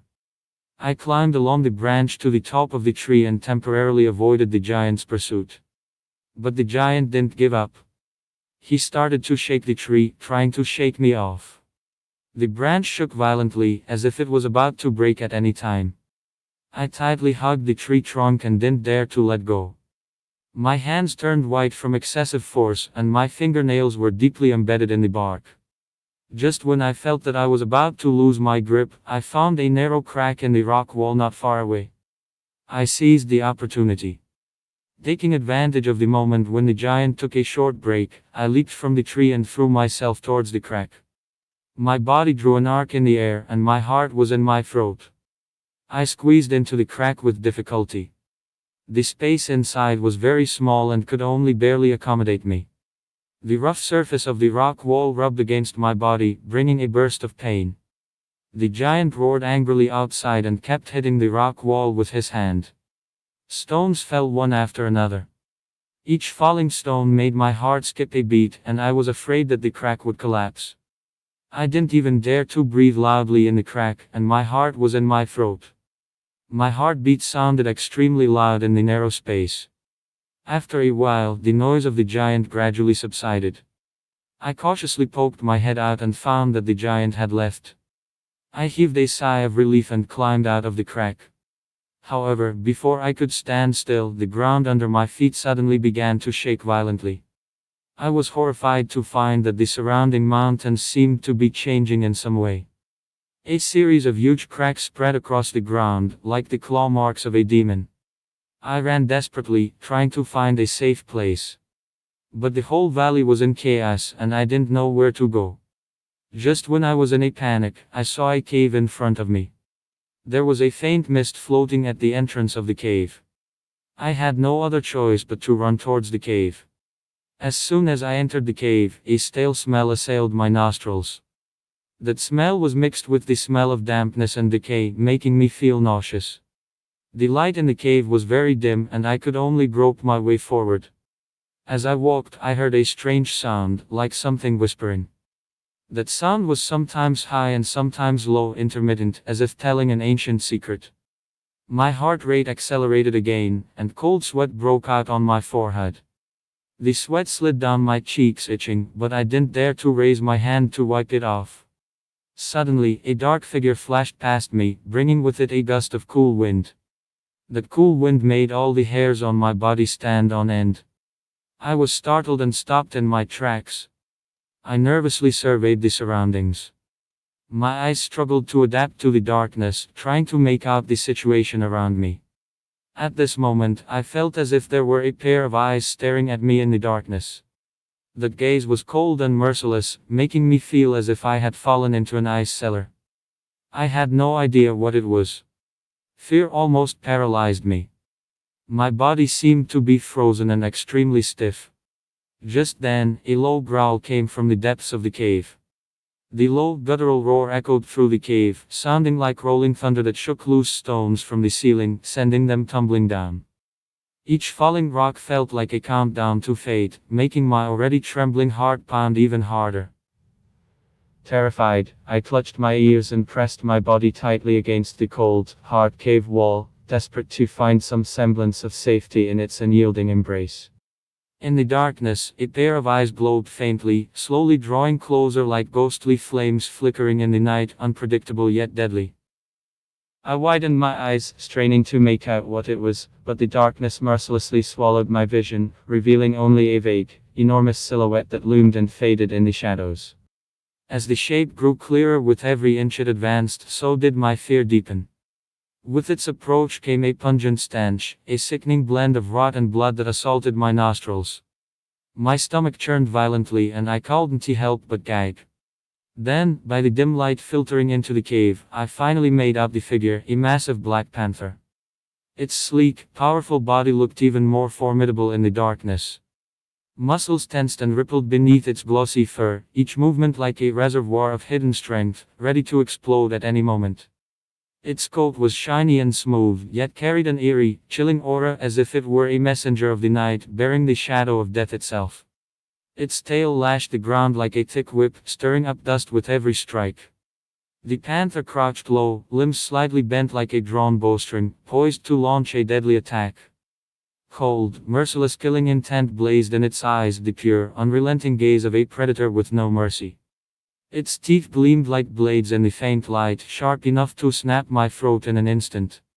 In a panic, I scrambled blindly on the cold stone floor, my hands clawing desperately for anything to defend myself. At last, my fingers brushed against a sharp stone. Its jagged edges bit into my skin, but in that moment it felt like a treasure. I gripped it tightly, small but filled with newfound courage and hope. The panther leaped suddenly, a black streak slicing through the darkness like a bolt of lightning. Its form unfurled midair, carrying with it a storm of wind and death. Its movements were swift and fierce, as if tearing the very space apart. I twisted my body to the side, summoning every ounce of strength to evade the lethal pounce. At the same time, I swung the stone in my hand and struck hard at its head. The stone struck with a dull thud, only causing the panther to hesitate briefly before it grew even more enraged. It roared furiously, the sound reverberating through the cave as if it might shatter the entire cavern. The fury and pain in its bellows sent chills down my spine. It lunged again, so fast that I could barely react. Its claws gouged deep furrows into the ground, the sharp scraping sound against the earth like the grinding of hellish teeth, sending chills down my spine. Every attack carried a deadly resolve, forcing me to teeter on the edge between life and death. My breath grew rapid and erratic, every dodge leaving me utterly exhausted. Gasping for air, I scrambled to evade the Black Panther's relentless strikes. Sweat poured down my forehead like rain, blurring my vision. Each second was filled with terror and despair, yet the fierce will to survive still burned fiercely within me. The panther moved with agile ferocity, its rhythm nearly impossible to follow. Every pounce was accompanied by a sharp rush of wind, its razor-sharp claws slicing through the air as if tearing it apart. Its shadow flickered through the darkness like a ghost, elusive and unpredictable, leaving me defenseless. I studied its every move, desperately searching for a pattern in its attacks. Each second felt like a year, every breath heavy with the hunger for life. My eyes locked onto its every motion, unwilling to let down my guard for even a moment. I noticed a subtle change in its gaze before each strike, a fleeting moment of intense focus and concentration. When its eyes sharpened and its muscles tensed, that was the signal that an attack was imminent. Seizing the moment, I crouched low as it lunged once more, slipping beneath its belly. At the same time, I scraped a stone fiercely against its abdomen. The screech of stone against flesh pierced the air. The panther howled in pain, a chilling, desperate cry. Enraged, it turned and attacked with even greater fury, its wild aggression threatening to tear me apart. Its strikes grew more violent and frenzied, as if determined to end my life. Its claws raked across my arm, sharp pain shooting through me like lightning. Blood gushed out instantly, staining my sleeve crimson. The agony nearly overwhelmed me, but I gritted my teeth, refusing to lose consciousness. The wound was deep enough to see bone, blood flowing steadily, making my arm heavy and weak. I kept circling, staggering but never giving up the fight. I darted through the cave, evading the panther's deadly attacks. Every turn, every leap, drained the last of my strength. Then I spotted some jagged rocks inside the cave, a flicker of hope rising in my chest. I deliberately ran toward the rocks, luring the panther after me. My steps grew heavier, but that hope pushed me onward. Just as the panther closed in, I dove behind the rocks. It couldn't stop in time and slammed hard into the stone. The thunderous crash echoed through the cave, leaving the panther dazed. Its head struck the rock with a dull thud, slowing its movements. Seizing the chance, I charged forward and hammered its head with the stone. The panther roared in fury and shook its head violently, flinging me aside. My body flew through the air for a moment before crashing heavily onto the ground. I hit the earth hard, feeling as if every bone in my body was about to shatter. The pain was so intense that I could barely move, yet the will to survive pushed me to stand up once more. The jagged stones beneath me tore through my skin, sending sharp stabs of pain coursing through me. The black panther lunged again, its speed like a flash of lightning. I had no strength left to dodge, all I could do was watch helplessly as it pounced. Despair filled my heart, but I gripped the stone in my hand tightly, preparing for one last stand. At that critical moment, my eyes caught sight of a thick branch lying on the ground. Summoning every ounce of strength I had left, I grabbed the branch. Just as the panther leaped before me, I thrust the branch forcefully into its mouth. The panther writhed in agony, struggling to free itself from the branch. Its limbs kicked wildly, kicking up a cloud of dust. Its body twisted desperately, trying to shake off the binding branch, but I held on with all my might, refusing to give it any chance to escape. My hands trembled from the strain, but I knew that letting go meant certain death. My fingers had turned white, and my joints ached unbearably from the effort, yet I persisted. After a fierce struggle, the panther's strength gradually faded, and it collapsed onto the ground.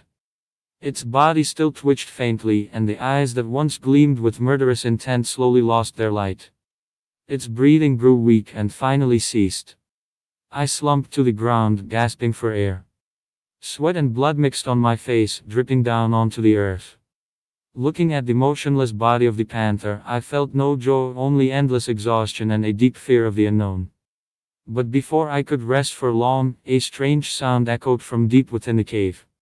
The strange sound echoed endlessly through the cave, like a call from the depths of hell, eerie and terrifying. It was as if countless restless souls were wailing in sorrow, or demons whispering low and sinister, sending a sudden jolt through my heart.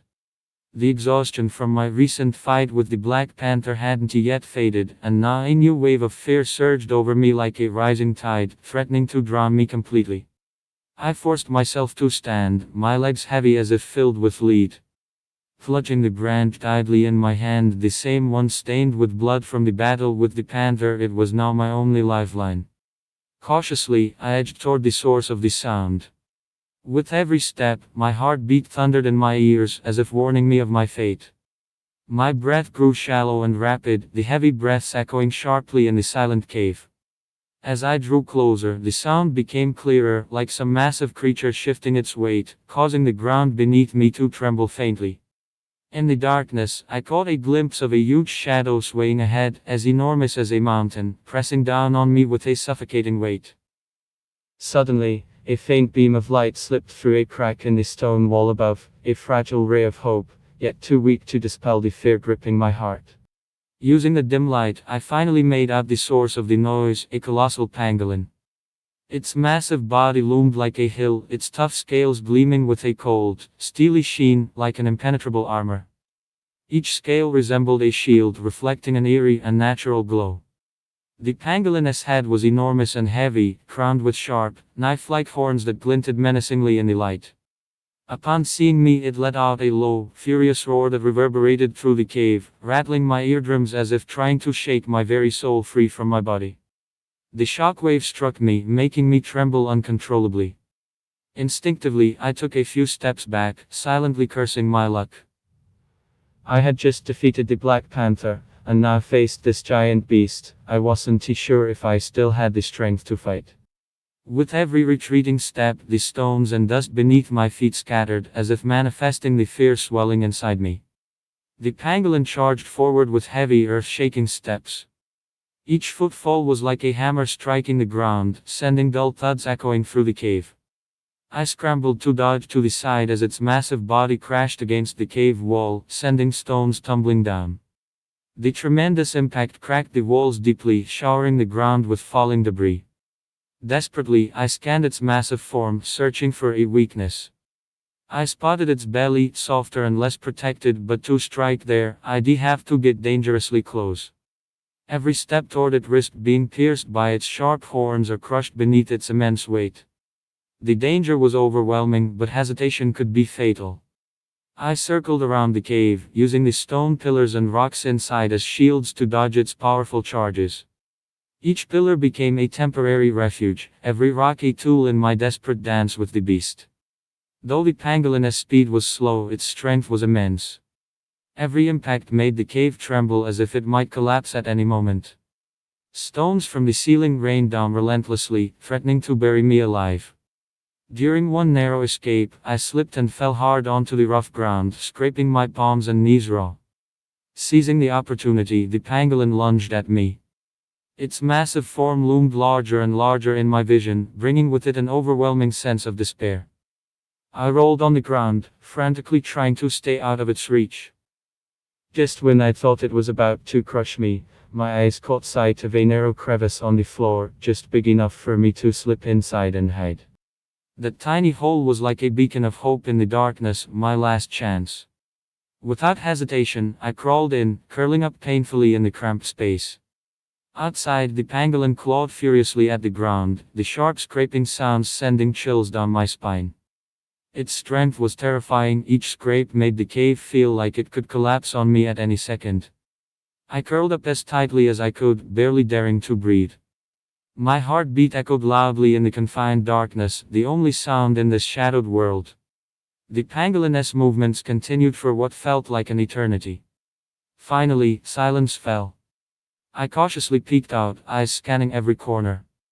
The pangolin had left, leaving only a mess of scratched earth and deep claw marks behind. I exhaled in relief and climbed out of the crevice. But before I could steady myself, a sharp screech pierced the still air, sending my nerves into overdrive once again. A swarm of enormous bats burst forth from the depths of the cave, their wings beating fiercely, stirring a powerful gust. In the darkness, their shapes loomed like a rolling black cloud, quickly closing in on me. I raised my hands to shield my head as the bats circled around, their wings whipping my face like razor blades. They swiped at me with claws and teeth, each strike sending sharp stabs of pain. I swung a branch wildly, trying to fend them off, but the sheer number of bats made my efforts seem futile. The branch sliced through the air, but couldn't halt their relentless assault. One bat sneaked in and bit my shoulder. The sudden, searing pain made me cry out. The agony shot through my body like electricity, nearly draining all my strength. I shook my shoulder violently, desperate to shake it off. The other bats, sensing my weakness, attacked even more fiercely. Their shrill cries blended into a terrifying symphony within the cave. I rolled on the ground, dodging their attacks. My clothes tore, my skin scraped raw from the rough floor. Suddenly, I noticed a pile of burnt branches nearby and an idea sparked in my mind. I grabbed a branch and rubbed it against the rough stone wall, hoping to ignite a fire to scare away the bats. The coarse surface of the rock scraped against the wood, producing tiny sparks that quickly fizzled out. After several attempts, a small ember finally appeared. I carefully blew on it, as if nurturing a fragile flicker of hope. The flame slowly caught and grew stronger. The bats, startled by the firelight, scattered in all directions. Their shadows flickered ominously in the glow, making them seem even more menacing, yet they still feared the flames. Holding the torch, I pressed onward. But by now, my strength was nearly gone, every step felt like a struggle. My legs had lost all sensation, moving only out of sheer will. Ahead, the path remained shrouded in uncertainty, I had no idea what dangers still awaited me. I held a torch in my hand, cautiously making my way through the dark cave. The flickering flame cast dancing shadows on the jagged walls around me. The uneven surfaces revealed grotesque rock formations in the firelight, sometimes looming menacingly, sometimes swallowed by the deep darkness. Strange shadows stretched out like clawing monsters, as if ready to pounce and devour me at any moment. With every step, I could hear my heartbeat pounding loudly in the stillness, thump thump, like the drumbeat of fate, urgent and heavy, pushing me forward while filling me with dread for the unknown dangers ahead. Suddenly, a low, rumbling sound echoed from up ahead. It was deep and muffled, like a roar from the earth's depths, carrying an irresistible force. My footsteps faltered, nerves instantly taut as a drawn bowstring, ready to snap at any second. By the torchlight, I saw massive stone spheres slowly rolling on the ground ahead. They varied in size, even the smallest was taller than a man, resembling giant stone wheels. Their rough surfaces were etched with the marks of time and mysterious patterns. The largest was like a small mountain, heavy and imposing. Each roll made the ground tremble slightly, as if the earth itself groaned under its weight. The stones weren't smooth but rugged and uneven, covered in sharp protrusions like deadly spikes on an ancient war chariot, glinting with a chilling coldness. A shiver ran down my spine. I wanted to retreat, but I knew there was no safe way back. The darkness beyond might conceal even more terrifying unknowns. I took a deep breath, trying to steady myself. But my heart raced like a frantic drum, impossible to calm, each beat striking the bell of fear deep within my chest. The stone spheres picked up speed, charging toward me with unstoppable force. They surged like crashing waves, one after another, leaving me no moment to catch my breath. I scrambled to the side, narrowly dodging one as it brushed past my body, whipping up a fierce wind. The cold gust cut across my face like a blade, stinging sharply, as if my skin were being sliced open. The screech of stone grinding against stone pierced my ears, each shriek sounding like a scream of death. I weaved through the rolling spheres, as if trapped in a deadly maze, desperate to find a way out. Every dodge was a brush with death, every step fraught with peril. Sweat trickled down my forehead, clouding my vision. The sweat stung my eyes, but I dared not wipe it away, fearful that even a moment's lapse would mean my end beneath the crushing stones. Then, in a careless moment, my foot caught on a rock. I lost my balance and fell hard to the ground. Sharp gravel tore into my palms and knees, blood instantly seeping out.